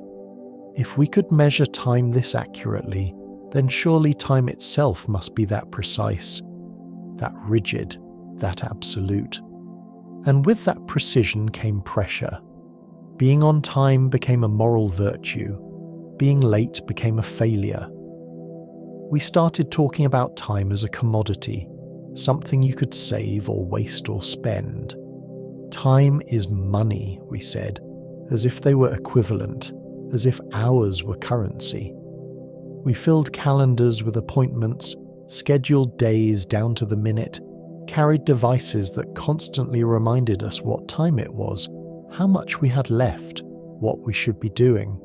Children grew up with schedules: wake at 7, breakfast at 7:30, school at 8, lunch at noon, home at 3, dinner at 6, bed at 9. Every day divided into blocks, every block assigned a purpose. Play itself became scheduled: soccer practice from 4 to 5, piano lessons Tuesday at 6. Free time became a category, a gap between obligations, rather than the default state of existence. Adults weren't much better.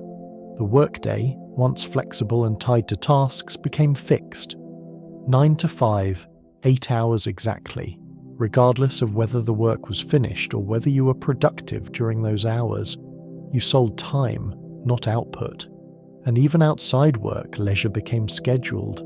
Dinner reservations, movie times, appointments with friends weeks in advance. Spontaneity required planning. What did we lose in this? Maybe nothing essential. Modern life requires coordination on a scale that wouldn't be possible without precise timekeeping. Hospitals, transportation systems, communication networks all depend on everyone agreeing on exactly what time it is. But we also lost something more subtle.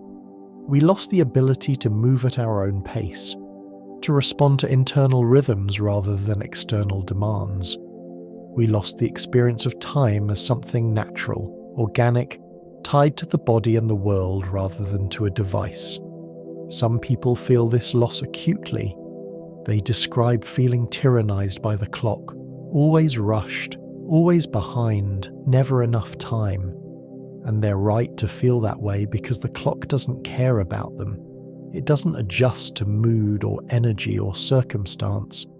It just ticks, relentless and neutral, and demands that you keep up. There are cultures that resisted this. The Spanish siesta tradition maintained a rhythm based on heat and rest rather than clock time. Many Mediterranean and Latin American cultures operate on what's sometimes called elastic time, where punctuality is less rigid, where appointments are suggestions rather than fixed points. This isn't inefficiency or disrespect. It's a different relationship with time, one that prioritizes presence and flexibility over precision. But global capitalism tends towards standardization. Business requires coordination, and coordination requires agreement about time. So even cultures with more fluid time concepts gradually adopted Western timekeeping practices, at least in professional contexts. You can't run an international supply chain or coordinate a video call across continents if everyone has a different sense of when now is. The digital age intensified all of this. Computers operate on clock cycles measured in gigahertz, billions of ticks per second. Everything is time-stamped, logged, tracked. You can see exactly when an email was sent, when a file was modified, when a message was read. This creates an expectation of immediacy. If you can respond instantly, why haven't you? The pressure compounds, the pace accelerates, and time feels like it's speeding up, slipping away faster each year. And maybe it is, not objectively, but experientially. When you're constantly checking the time, constantly aware of deadlines and schedules and how much you have left before the next thing, time becomes scarce. It feels finite in a way it didn't when you were a child without obligations, when summer stretched endlessly and days felt full without being scheduled. The mechanization of time made it precise but also made it feel depleted, always running out, never quite enough. You can feel this in your body. The stress of being late, the anxiety of watching the clock, the relief when you finally have time with nothing scheduled.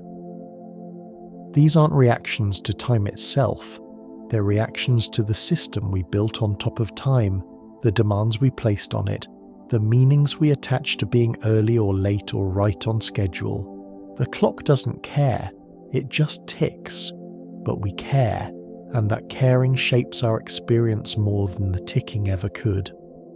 Lying here now, maybe you've turned off the notifications, silenced the reminders, stopped checking what time it is. And in that silence, time changes again. It stops being something you're fighting against and becomes something you're simply in, like air or darkness. The tyranny lifts when you stop measuring, when you let the seconds pass uncounted, when you give yourself permission to just be without tracking how long being takes.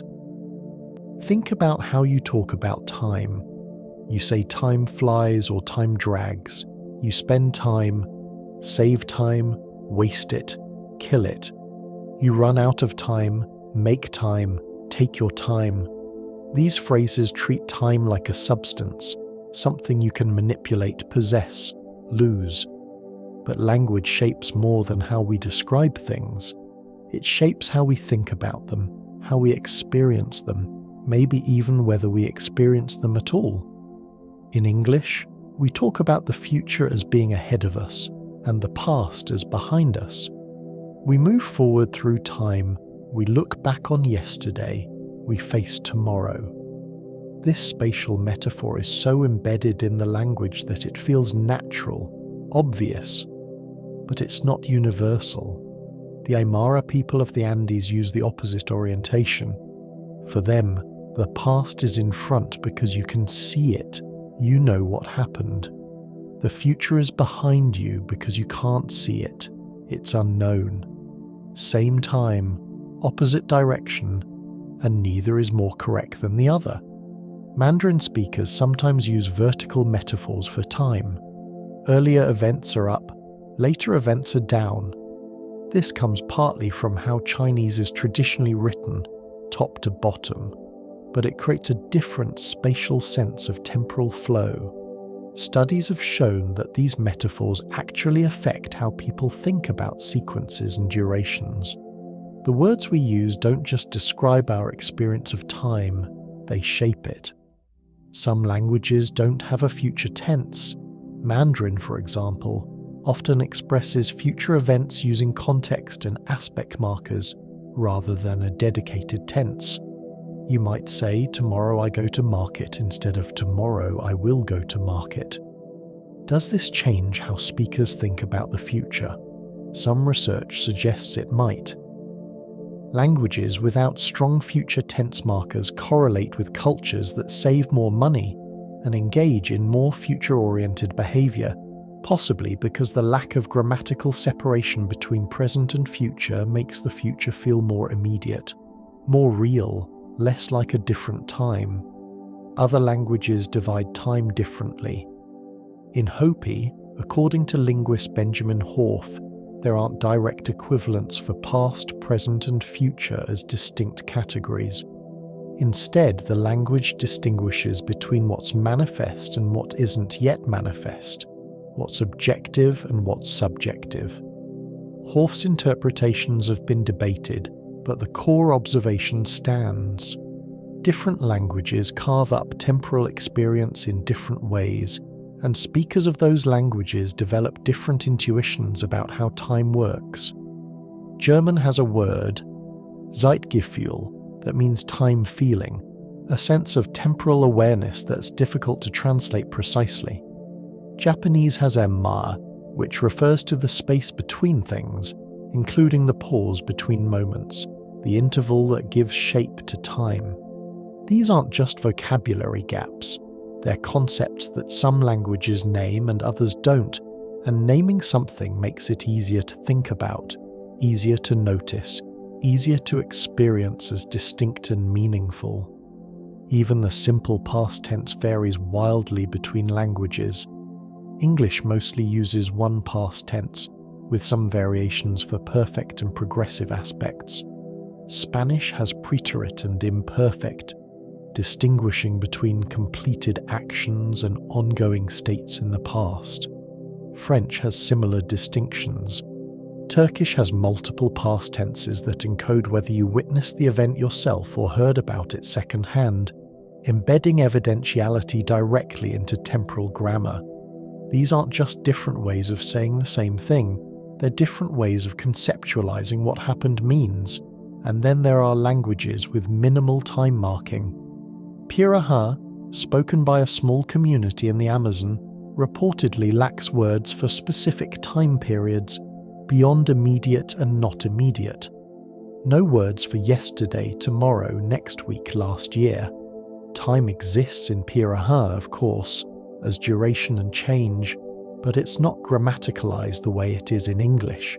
People communicate about sequences and events without the elaborate temporal scaffolding that Indo-European languages provide. Does this make their experience of time fundamentally different? Probably, though it's hard for speakers of time-obsessed languages to fully grasp what that difference feels like from the inside. The anthropologist Edward T. Hall distinguished between monochronic and polychronic time cultures. Monochronic cultures, like much of Northern Europe and North America, treat time as linear and segmented. One thing at a time, scheduled precisely, with clear beginnings and ends. Polychronic cultures, common in Latin America, Africa, and parts of Asia, are more fluid. Multiple things happen simultaneously, schedules are flexible, relationships matter more than punctuality. These aren't genetic differences or geographic inevitabilities. They're cultural patterns reinforced through language, through how people talk about time and what metaphors they use. When you say, "I don't have time for this," you're treating time as a possession, a limited resource you allocate. But you could just as easily think of time as abundant, ever-present, something you exist within rather than something you have. The language makes one way of thinking easier than the other. Similarly, deadline treats time as a spatial boundary, a line you cross into failure. But you could think of it as a transition point, a moment of completion, something neutral rather than threatening. The metaphor changes the emotional weight. Consider how we talk about speed, fast-paced life, time speeding up, not enough hours in the day. These phrases create urgency, stress, a sense that time is scarce and accelerating. But time objectively passes at the same rate it always has. What's changed is how much we try to fit into it, how finely we divide it, how aware we are of its passing. The language of scarcity makes time feel scarce.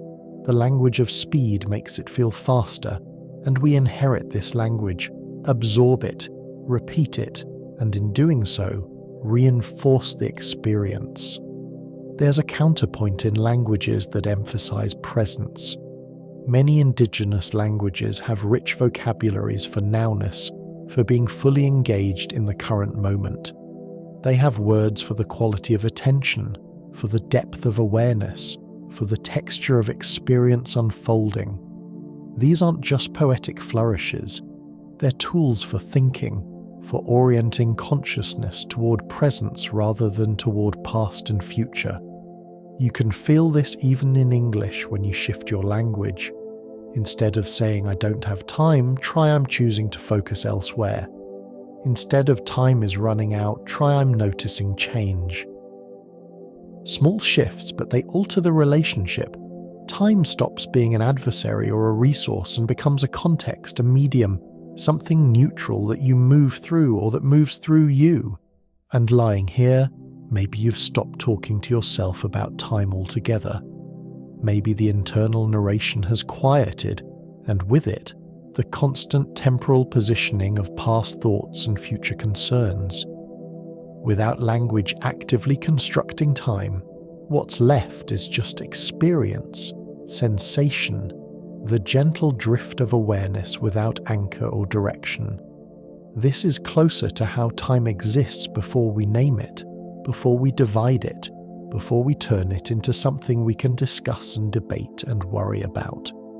Language gave us the ability to coordinate across time, to make plans, to share histories, to imagine futures together. But it also gave us the ability to be anxious about time, to feel trapped by it, to experience it as something other than what it is. And maybe what it is, underneath the words, is simply change, simply difference, simply the fact that this moment isn't identical to the last one, and language is our attempt to make that difference meaningful, comprehensible, shareable. Try to catch the present moment. Right now, as you're hearing these words, try to pin down exactly where now is. You might think you've got it, but by the time you recognize it as now, it's already past. The moment you notice the present, it's become memory. The present is always slipping away, always becoming past before you can fully grasp it. So where is it? When is it? Does it exist at all? Philosophers have wrestled with this for thousands of years. Augustine, writing in the 4th century, put it clearly. The past no longer exists, the future doesn't exist yet, and the present has no duration. If it had duration, you could divide it into past and future parts. So the present must be an infinitesimal point, a boundary between what was and what will be, with no thickness of its own. But if it has no thickness, no duration, how can we exist in it? How can anything happen in a moment that has no length? You might argue that the present has some small duration, maybe a fraction of a second, the time it takes for sensory information to reach your brain and be processed. Neuroscientists talk about the specious present, a term coined by philosopher William James. It's the duration that feels like now, typically estimated at a few seconds. When you hear a melody, you don't experience each note in isolation. You experience a phrase, a sequence that feels present even though the first notes are technically in the past by the time the last notes arrive. Your brain smooths these moments into a unified now. But even this specious present is a construction. Your brain is constantly integrating information from different senses that arrive at different speeds.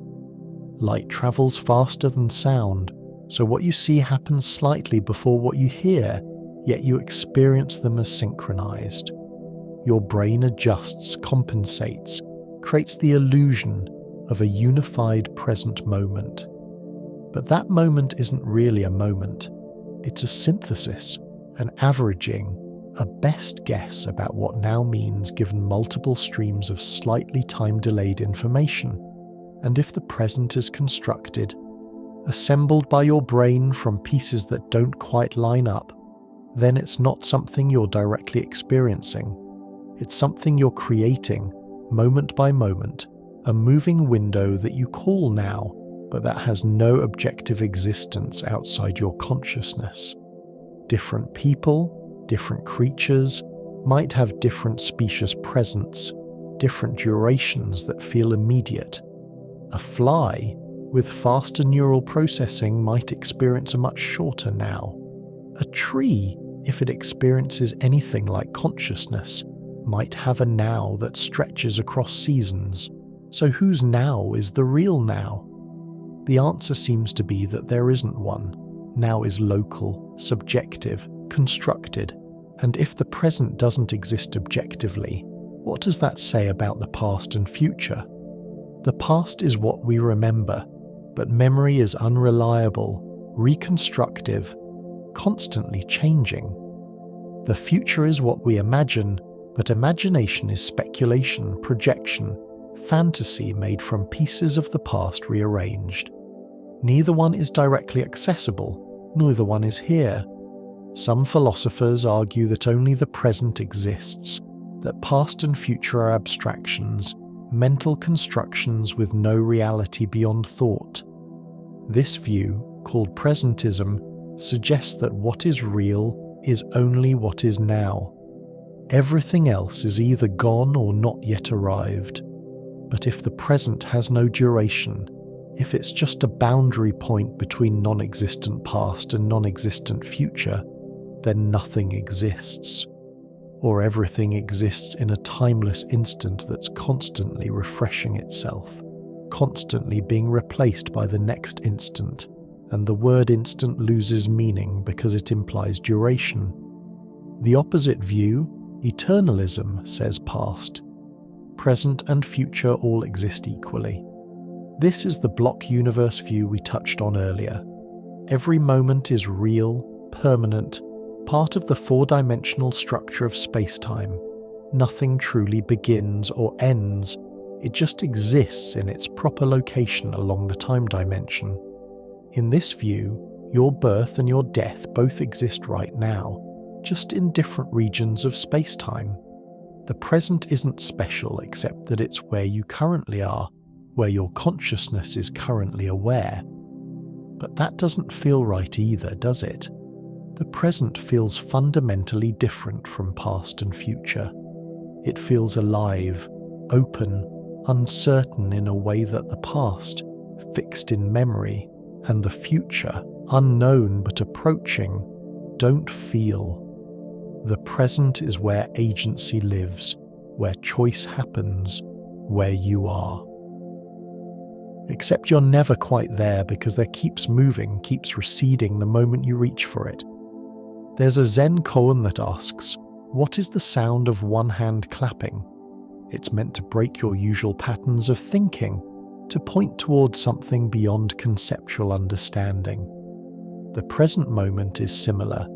You can't think your way into it because thinking takes time, requires memory and anticipation, pulls you out of the pure now into past and future. By the time you think I am present, you've already left presence and entered reflection. This is why meditation practices often focus on breath or sensation, things that keep pulling you back to immediate experience before thought can elaborate it into past and future. The breath is always now. You can't breathe in the past or future. Sensation is always now. You can remember sensation or anticipate it, but the feeling itself only exists in the moment you're feeling it. And yet, even this is complicated because by the time you're aware of a sensation, it's already processed, already interpreted, already slightly in the past. Maybe the present doesn't exist as a thing, as a location or duration.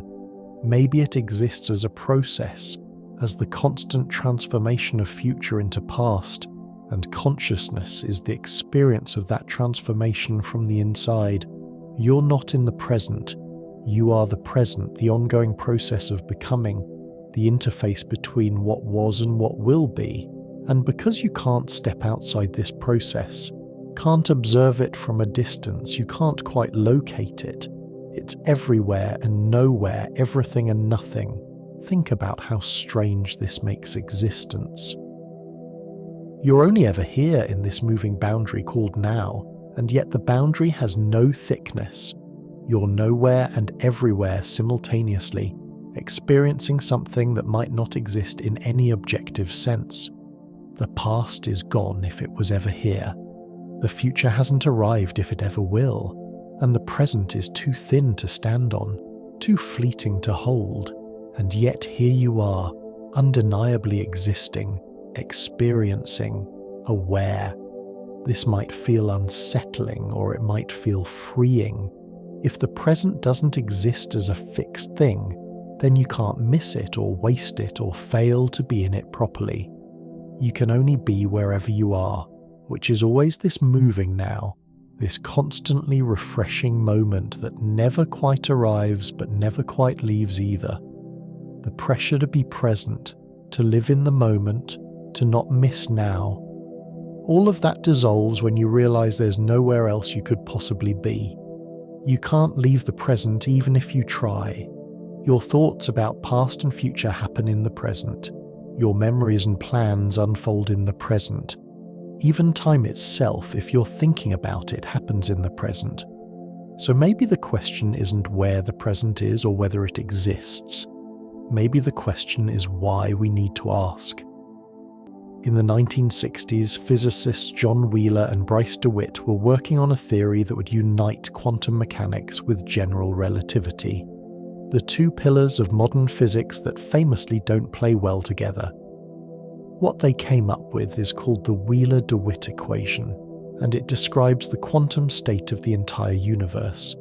But there's something strange about it. The equation has no time variable. Time simply doesn't appear in it at all. This wasn't a mistake or an oversight. It was a consequence of trying to apply quantum mechanics to the universe as a whole. When you quantize gravity, when you try to describe space-time itself as a quantum object, time stops being a parameter you can use. It becomes part of what you're trying to describe, folded into the geometry, no longer available as an independent variable to measure change against.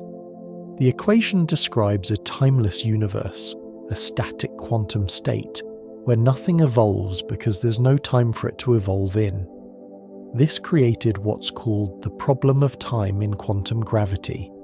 If the fundamental equation has no time, how do we get the time we experience? How does change happen? How does anything evolve from one state to another if there's no temporal dimension to evolve along? The answer, according to some interpretations, is that time emerges. It's not fundamental.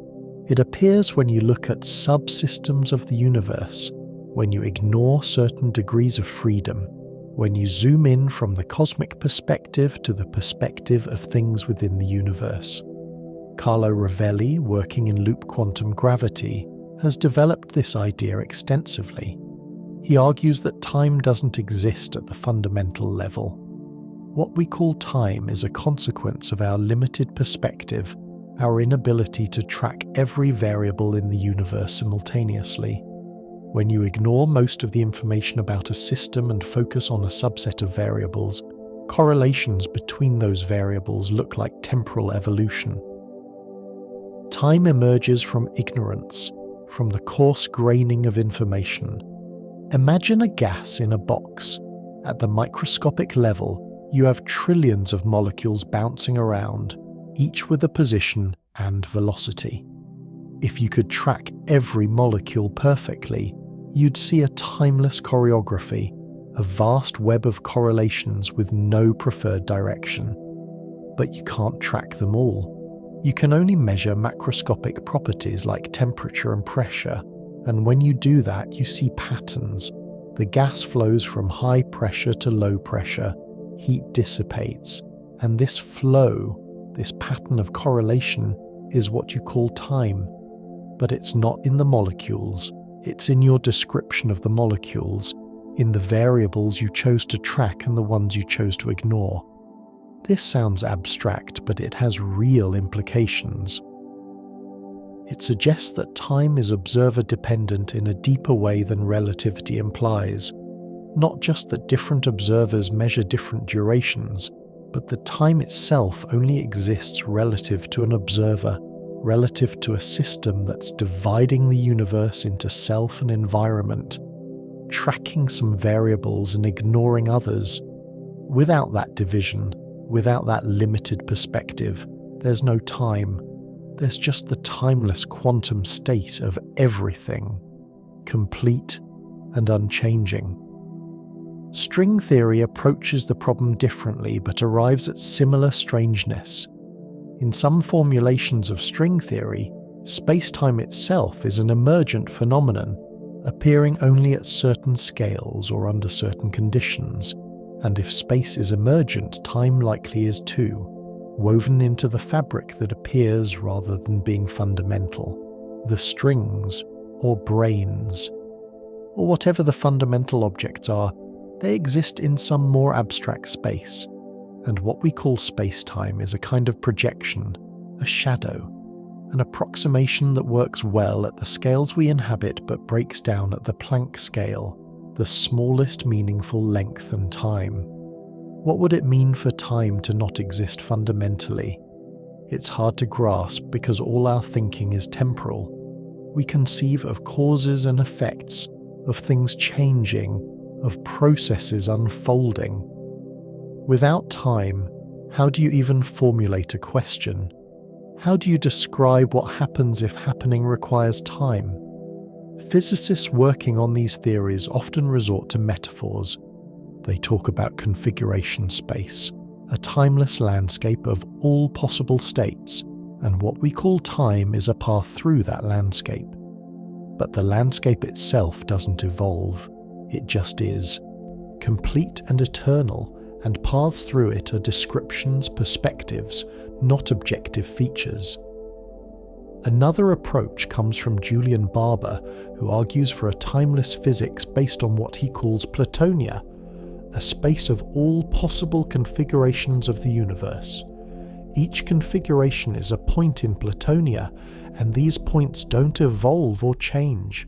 They simply exist. What we perceive as time is the structure of correlations between configurations. Some configurations are close together in Platonia, similar to each other, and we interpret this closeness as temporal proximity. We say one configuration comes after another because they're similar enough that we can imagine a smooth transition between them. But the transition isn't real. The configurations just are, scattered through Platonia in patterns that our minds interpret as sequences. This is radically different from how we usually think. It says that nothing actually happens. There's no flow, no becoming, no change. There are just configurations, and some of them contain records of other configurations, and we, existing in one configuration that contains such records, interpret those records as memories of a past that no longer exists.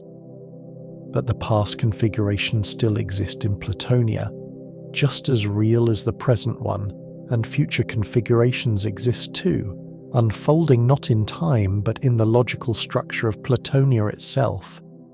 If any of these theories are right, if time really doesn't exist at the fundamental level, then everything we've been discussing, every question we've asked about what time is, becomes a question about emergence, about how our limited perspective creates the appearance of something that isn't actually there. And that's not a failure or a deficiency. It's how consciousness works. We can't perceive reality as it is fundamentally because we're part of reality, embedded in it, limited by our scale and structure and the speed at which our neurons fire. Birds can see ultraviolet light that we can't. Dogs can hear frequencies beyond our range. Bees navigate using polarized light. Every creature perceives a different slice of reality based on its sensory apparatus. And maybe time is like that. Not an objective feature of the world, but a feature of how certain kinds of systems like us with memory and anticipation, process information about change. We perceive time because we're built to perceive it, because it's useful for survival, for prediction, for navigating a complex environment. But useful doesn't mean fundamental, and if time isn't fundamental, then all the anxiety about time passing, about running out of it, about not having enough, all of that is anxiety about something that doesn't exist. Not in the sense that your experience is invalid, but in the sense that the thing you're worried about isn't a feature of reality. It's a feature of your map of reality, and maps can be redrawn. Imagine waking up tomorrow and time has disappeared. Not that the clocks have stopped or the sun has frozen in the sky, but that the concept itself has dissolved. You open your eyes and there's no yesterday to remember, no tomorrow to anticipate. There's just this, whatever this is, without any sense of it having come from somewhere or going anywhere. What would that be like? At first it seems impossible. How would you function? How would you know what to do next if there's no next? No sequence, no cause and effect. But maybe the question itself is wrong. Maybe functioning and doing and next are all temporal concepts, and without time, you wouldn't need them. You'd simply exist, and existing would be enough because there'd be no future state to prefer over the current one, no past state to regret or compare against. Your body would still change, of course. Cells would still divide, hearts would still beat, lungs would still draw air. Change doesn't require time. Change is just states being different from each other. What time adds is sequence, order, the sense that one state comes before another. Without time, there'd still be different configurations, but no arrow connecting them. No flow from one to the next. They'd just be arranged in whatever pattern the laws of physics dictate, and you'd be one of those patterns, experiencing itself without reference to past or future. Would you still have thoughts? Probably, if thoughts are just patterns of neural activity.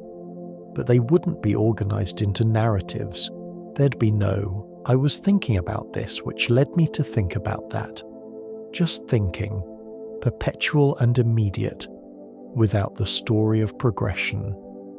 Language would break down pretty quickly, because language is built on tense, on before and after, on subjects acting through time. You couldn't say I'm going to, or I just did. Maybe you could still experience something like presence, like raw awareness, but it would be presence without the concept of present. Awareness without the awareness that awareness is happening in time.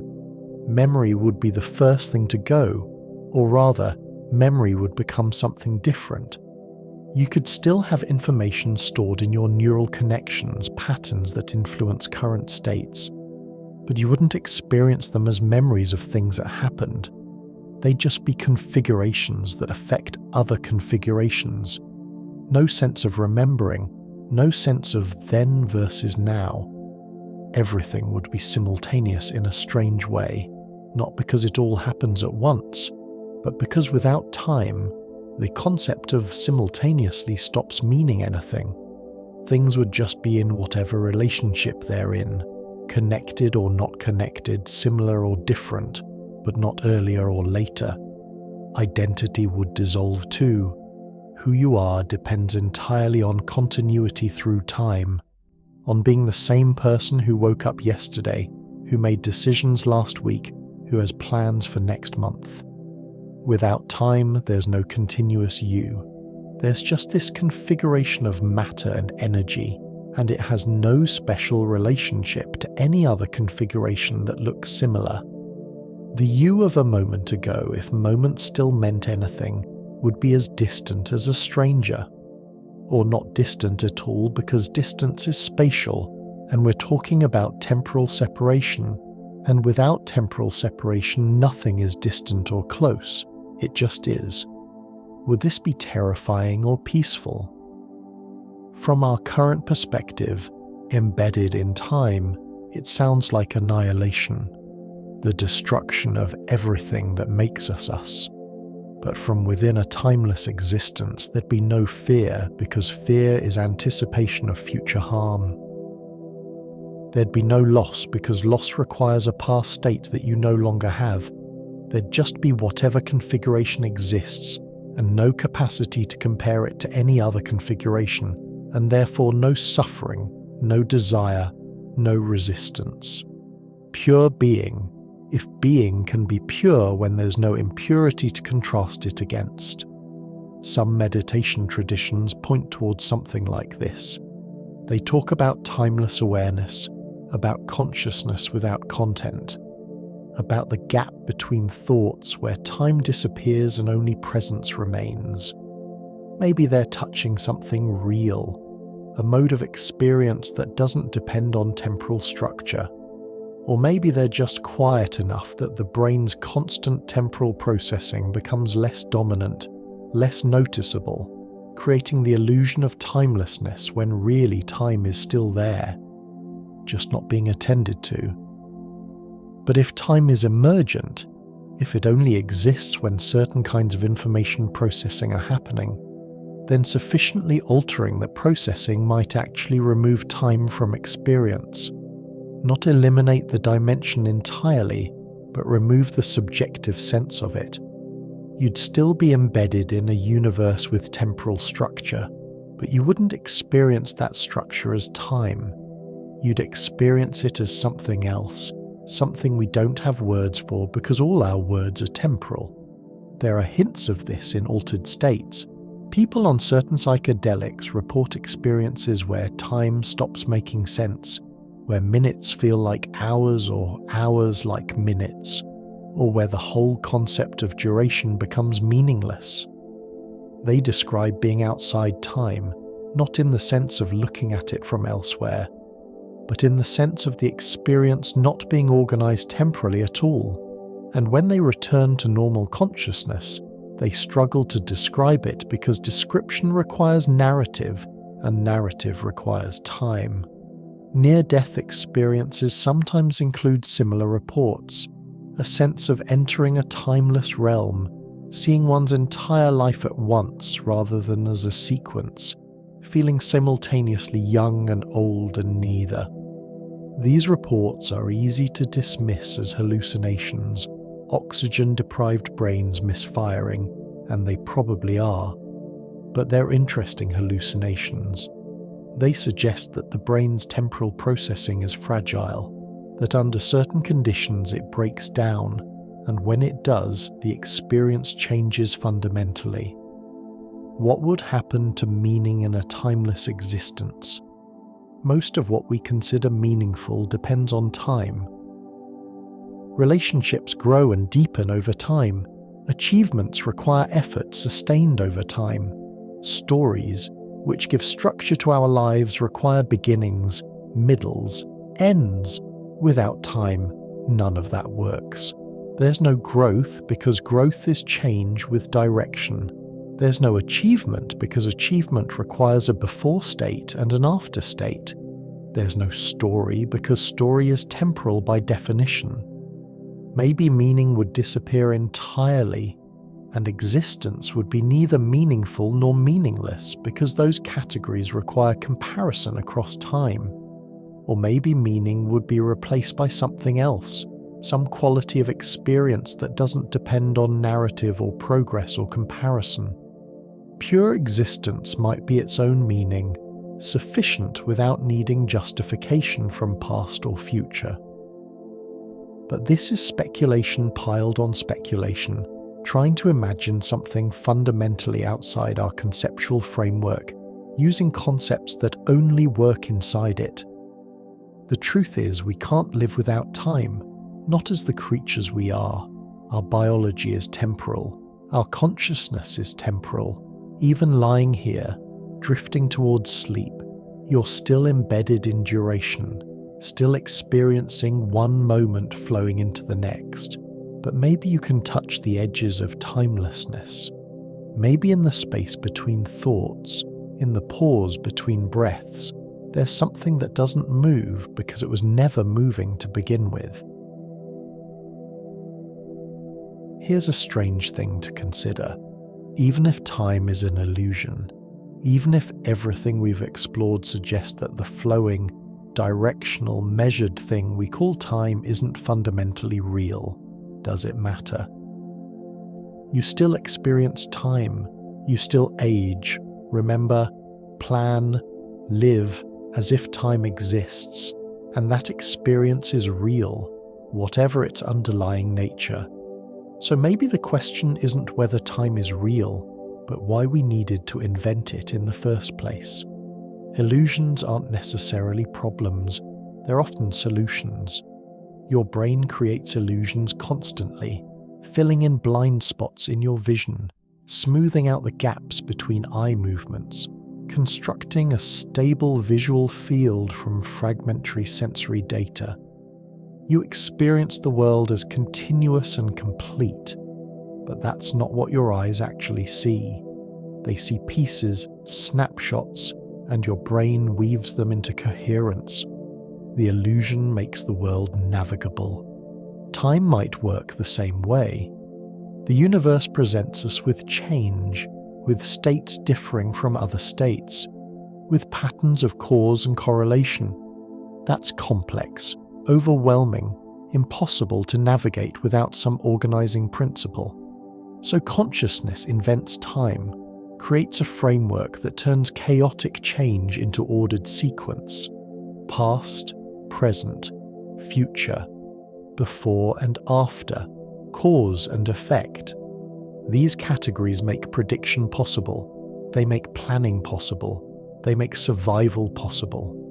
Think about what life would be like without a sense of time. You couldn't learn from experience because learning requires connecting past events to present understanding. You couldn't anticipate danger because anticipation requires projecting patterns forward. You couldn't communicate effectively because language depends on shared temporal reference. Time, even if it's an invention, is an incredibly useful invention, maybe the most useful one we ever made. And it's not just practical. Time gives life texture, meaning emotional depth. Without time, there's no nostalgia, no hope, no anticipation of joy or dread of loss. There's no missing someone because missing requires past presence and current absence. There's no looking forward to anything because forward requires future. The entire emotional landscape of human experience depends on temporal structure. Take away time and you don't just lose scheduling and history. You lose love, grief, excitement, regret, all the feelings that make existence rich. So maybe time is an illusion in the technical sense, something our minds construct rather than something we directly perceive. But it's an illusion we need, one that makes us human, one that creates the possibility of meaning in a universe that might not have inherent meaning at all. And if that's true, then discovering time is an illusion doesn't diminish it. It makes it more remarkable. We took raw change, meaningless transformation, and turned it into story, into connection, into the fabric of experience. This is different from lies. Lies obscure truth. Illusions can reveal it, or at least make it accessible. Color is an illusion. Light has wavelengths, not colors. Color is something your brain invents to distinguish between different wavelengths. But knowing this doesn't make a sunset less beautiful. The sunset is still an experience worth having, even if the beauty is constructed rather than inherent. Time might be the same. Not real in the way we thought, but real enough in experience, and experience is all we have. There's freedom in this. If time is something we're doing rather than something being done to us, then we have more agency than we thought. The pressure you feel, the rush, the sense of never having enough time, that's not coming from the universe. It's coming from how you're organizing your experience, from the story you're telling about what time means and how it should be used. And stories can be rewritten. You can choose to experience time differently, not by denying it or pretending it doesn't exist, but by changing your relationship to it. Instead of seeing time as a scarce resource that's running out, you can see it as an abundant field you're moving through. Instead of treating moments as valuable only if you're productive during them, you can treat them as valuable simply for being experienced. Instead of dividing life into past regrets and future anxieties, you can rest in the present, knowing that present is the only place you've ever been. This isn't positive thinking or self-help platitudes. It's a genuine shift in perspective based on understanding what time actually is. If time is an organizing principle rather than a feature of reality, then you're not at its mercy. You're participating in its creation, moment by moment, through how you pay attention, what you remember, what you anticipate, and that participation can be conscious. You can choose stories that serve you rather than ones that constrain you. Ancient philosophies understood this intuitively. Stoics talked about living in accordance with nature, accepting the present moment without resistance. Buddhists talked about impermanence, about the illusion of solid, permanent things persisting through time. Taoists talked about wu wei, effortless action that flows with change rather than fighting it. These weren't primitive superstitions, they were sophisticated responses to the same puzzles about time that modern physics is grappling with now. Maybe wisdom is recognizing that time is useful fiction and living accordingly. Not rejecting time, not pretending you can escape it, but holding it lightly, using it without being used by it, making plans but not being devastated when plans change, remembering the past but not being imprisoned by it, anticipating the future but not sacrificing the present for it. This is hard because we're trained from childhood to take time seriously, to manage it, to respect it as if it were an authority. But authority is something we grant, not something inherent. And lying here, maybe you can feel how arbitrary some of that authority is. The deadlines, the schedules, the should-haves and need-tos, they're real in the sense that they have consequences in the social world, but they're not cosmically real. The universe doesn't care if you're late. Time itself doesn't judge you for how you use it. Those are human concerns, cultural constructs, and while they matter in context, they're not fundamental truths. What is fundamental, if anything, is change. Things transform, states differ, and you, embedded in that transformation, get to experience it, interpret it, give it meaning. Time is the meaning you've chosen, the framework that makes sense of change. And it's a good framework, useful and rich and necessary. But it's yours. You made it, collectively, over millennia, through language and thought and culture. And what you made, you can remake, not into something else entirely, but into something that serves life rather than constraining it. Look at any clock and you'll see it measuring something. The second-hand sweeps, the digital display updates, numbers change. But what exactly is being measured? Not time itself. You can't measure time directly any more than you can measure distance without reference points. What the clock measures is motion, cycles, repetitions.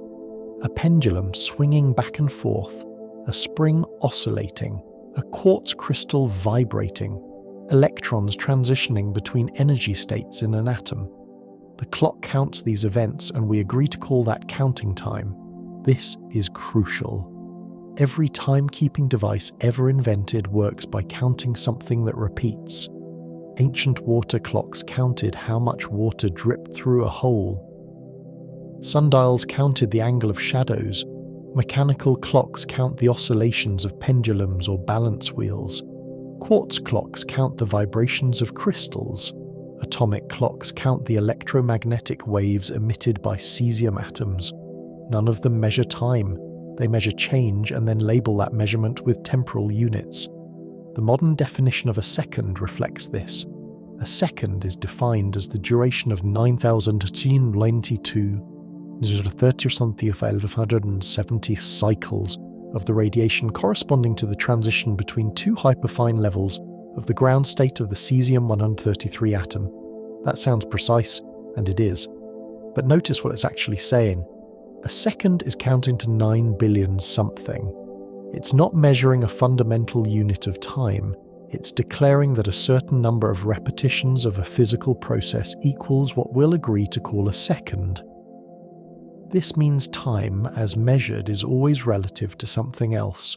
We're comparing one change to another change and calling the comparison time. Days are Earth rotations. Years are Earth orbits. Hours are arbitrary divisions we invented. Even the atomic second is arbitrary in its choice of process and number of cycles. We could have picked a different atom, a different transition, a different number. The physics would work just as well. We just have different length seconds. So when you check the time and see it's 3:47, what you're really seeing is a count of how many times certain physical processes have cycled since some arbitrary starting point, usually midnight, which itself is an arbitrary designation based on Earth's rotation relative to the Sun from a particular location. Layer upon layer of convention, all of it useful, none of it fundamental, and this reveals something important. Time measurement is comparison. When you say something takes 5 minutes, you mean it takes as long as whatever process you're using to define a minute repeats 5 times. If you use a different process, one that repeats faster or slower, your measurement changes. This is why time dilation in relativity works. Different observers aren't measuring different times, they're comparing changes using different reference processes, and those processes run at different rates depending on motion and gravity. Even the idea of simultaneous events is comparison. Two things happen at the same time means they happen during the same cycle of whatever you're using as your clock. But if your clock is different from my clock, if we're moving relative to each other or experiencing different gravitational fields, then our clocks tick at different rates, and what seems simultaneous to you might not be simultaneous to me. Not because time is strange, but because we're comparing changes using different standards. This is why saying time is real or time is an illusion might both miss the point. Time, as we use it, is a system of comparison. It's a way of relating different changes to each other, of creating a common reference frame so we can coordinate and communicate. And that system works beautifully. It lets us build GPS satellites and particle accelerators and schedule video calls across the planet. But working beautifully doesn't make it fundamental, it makes it useful. The universe doesn't need our system of comparison. Stars don't orbit galaxies in hours or years. They orbit in however many of their own cycles it takes, and those cycles aren't time. They're just movement, just change. We observe these cycles from outside, from our perspective with our clocks, and we measure them in our units. But the cycles themselves are timeless in a sense. They just are, following the laws of physics, indifferent to how we label them. You can feel this difference if you stop checking clocks for a while. Go for a walk without your phone, without any timepiece, and just experience change directly. The sun moves, shadows shift, your body gets tired, hunger builds. These are all changes, all processes unfolding, but without a clock you're not measuring them against a standard, you're just experiencing them, and they don't feel like time passing. They feel like life happening, which is different. Time passing implies something being used up, something flowing away from you.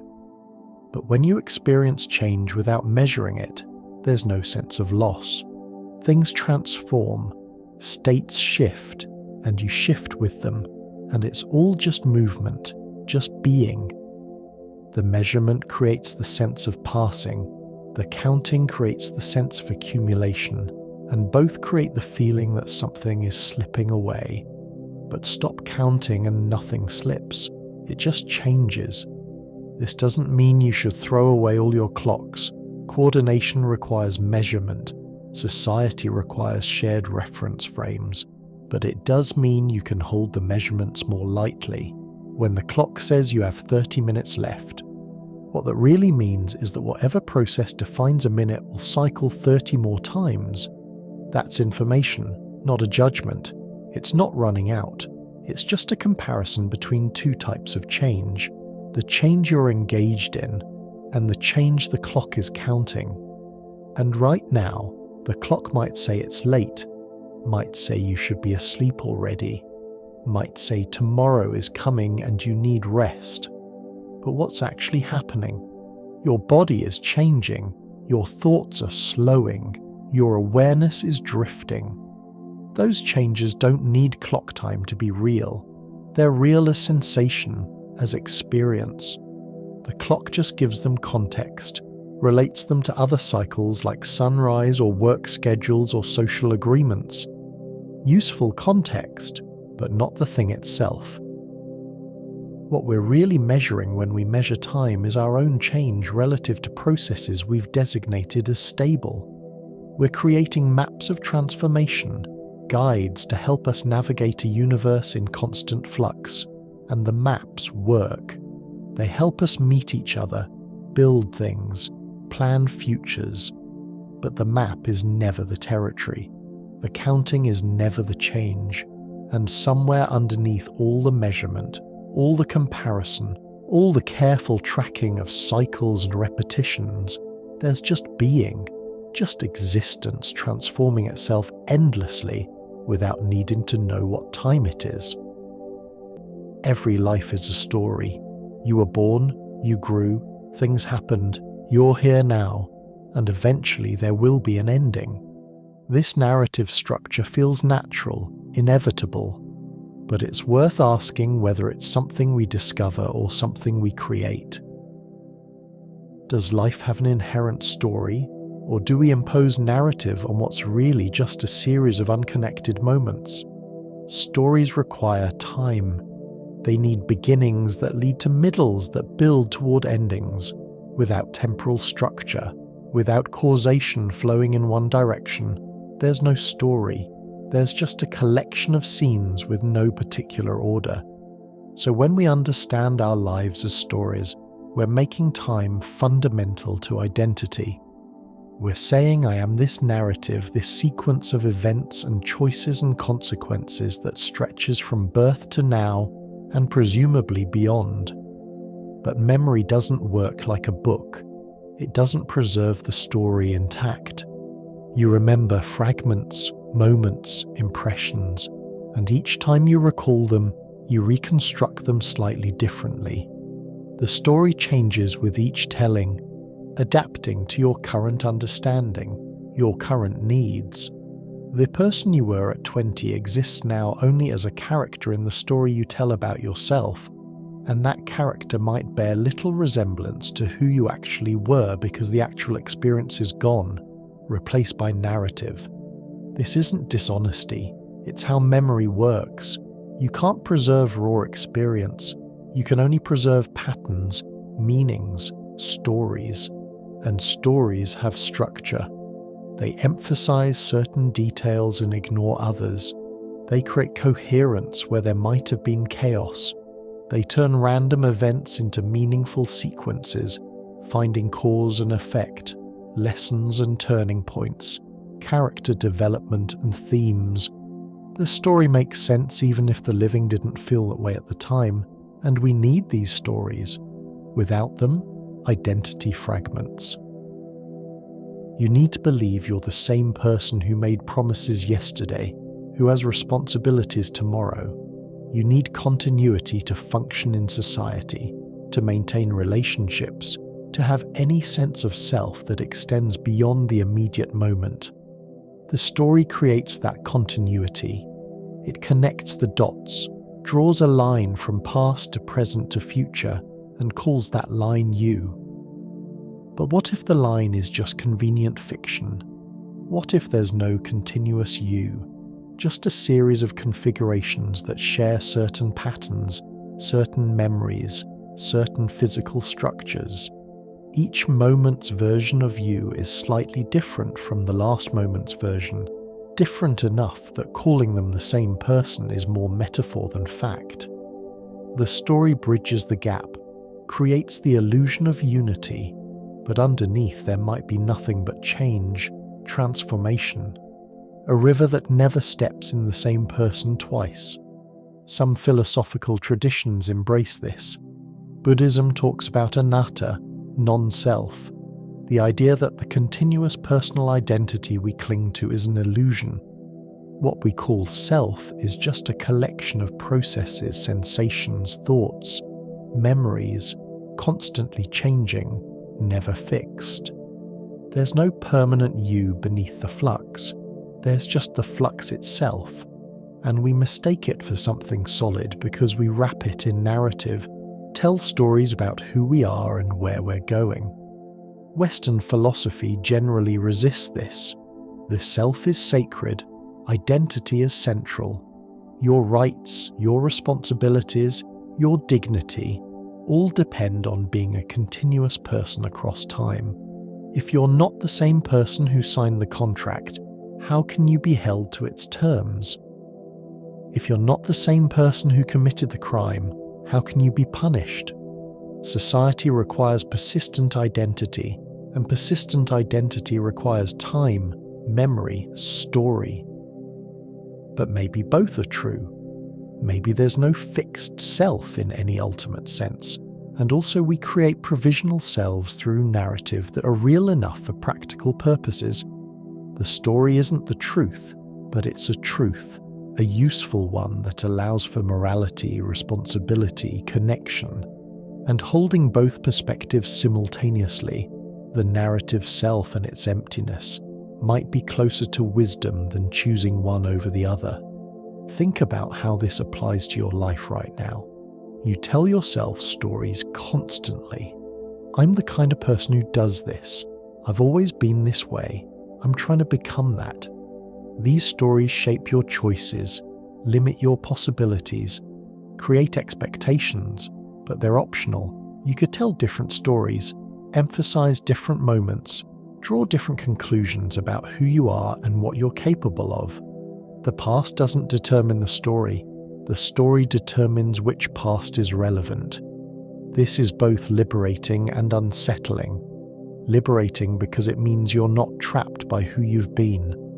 The story can change, which means you can change, not despite your history, but by reinterpreting it. Unsettling because it removes the solid ground of fixed identity. If the story is negotiable, if the self is constructed, then what are you really? What persists beneath the narrative? Maybe nothing persists. Maybe that's the point. Life isn't a story with a protagonist moving through time. It's a series of experiences, each complete in itself. And consciousness strings them together retroactively, creating the illusion of a journey. You're not moving from birth toward death. You're existing in this moment, and in this moment, and in this moment, and memory creates the sense of movement by linking them, by saying this came from that and will lead to the next thing. But the linking is interpretation. The bare facts are just states, configurations, moments of experience. The story is what you add, the meaning you impose, and the meaning matters tremendously, even if it's not objectively true. Meaning shapes experience, creates purpose, makes life worth living. A meaningful story, even a fictional one, is better than meaningless facts. But it helps to know you're the author, not just the character. You're writing the story as you go, choosing which details matter, which events connect, what it all means. And lying here, drifting between waking and sleep, maybe the story loosens its grip. Maybe you're less sure who you are, what you're doing, where you came from, where you're going. The narrative dissolves into sensation, into simple being, and in that dissolution there's a kind of peace. You don't have to be anyone. You don't have to maintain the story, defend it, live up to it. You can just be this, whatever this is, without needing it to mean something or lead somewhere or connect to yesterday and tomorrow. Just being, storyless, timeless, free. Think about the times when you've lost track of time completely. Maybe you were reading a book and looked up to find hours had passed. Maybe you were in conversation and the restaurant closed around you without you noticing. Maybe you were creating something, absorbed so fully that hunger, fatigue, the whole external world faded away. In those moments, where was time? It hadn't stopped. The clock kept ticking, but you weren't with the clock. You were somewhere else, somewhere deeper. These moments are often called flow states.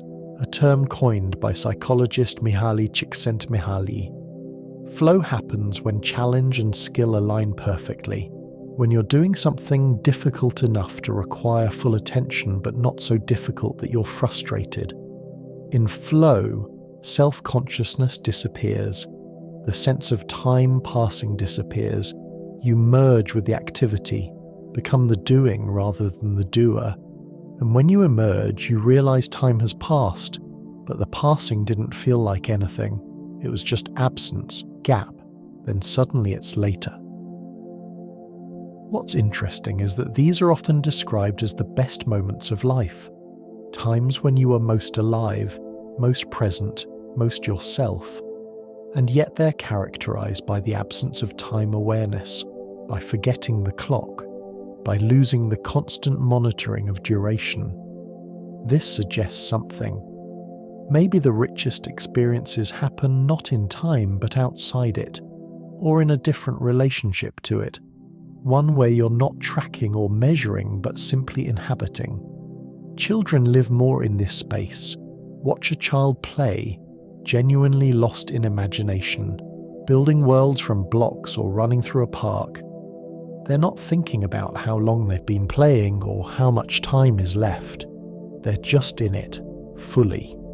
Time becomes elastic for them, stretching and compressing based on engagement rather than clock measure. This is why childhood summers feel endless and adult years vanish. Not because time itself changes speed, but because attention changes quality. As we age, we become more time conscious. We learn schedules, deadlines, the importance of being on time. We internalize the clock, carry it with us mentally, check it constantly. This is necessary for functioning in modern society, but it comes at a cost. The more aware you are of time passing, the faster it seems to pass. The more you divide it into measured segments, the more fragmented experience becomes. You stop inhabiting moments and start collecting them, counting them, wondering if you're using them properly. There's a paradox here. Time feels scarce, so you try to manage it carefully, but the management itself makes time feel more scarce. Every moment spent planning is a moment not experienced directly. Every glance at the clock is a small withdrawal from presence. And gradually life becomes more about managing duration than about living in it, more about optimizing the schedule than about being fully here. Meditation practices often focus on releasing this grip. You sit, you breathe, you notice thoughts arising and passing, and inevitably, early in practice you wonder how long it's been, how much longer you have to sit, whether you're doing it right. The mind reaches for time as an anchor, a way to orient itself. But as practice deepens, those questions fade. You stop checking. Minutes become irrelevant. The experience stops being about duration and becomes about quality, about the texture of awareness itself. This doesn't mean time disappears in meditation. Your body still ages during those minutes, the world still turns, but the subjective experience of time changes.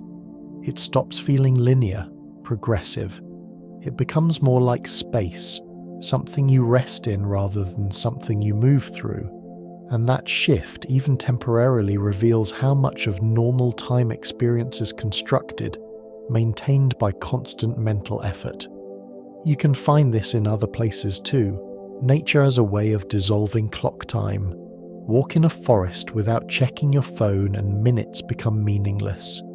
The sun moves, shadows shift, but there's no urgency, no countdown. Trees don't hurry. Rivers don't rush to reach the ocean. They just flow, following gravity, patient in a way that has nothing to do with time. Music does this too. A symphony doesn't feel like minutes ticking by.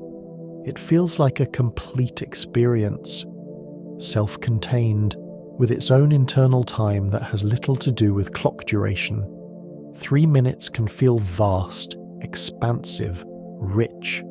30 minutes can feel like nothing, like a blink. The music creates its own temporal field, and you enter it. Leave the external time behind, return to it only when the music ends. And now, lying here, breathing slowly, letting thoughts drift, you might be touching this same quality. The ticking you've been hearing all your life, the constant reminder that time is passing, that's optional. You can hear it differently. Not as countdown, but as rhythm. Not as loss, but as transformation. Not as something to manage, but as something to inhabit. And sleep, which is probably close now, is one of those other rhythms. In sleep, clock time becomes irrelevant. You don't track duration. You don't count hours. You just let go, surrender to a process that has its own timing, its own cycles of deep and shallow dreaming and stillness. Sleep is timeless in its own way, a nightly return to a state where the constructions of waking consciousness dissolve. So let it unfold, let the questions about time rest, let the need to understand step back. You've explored enough for one night.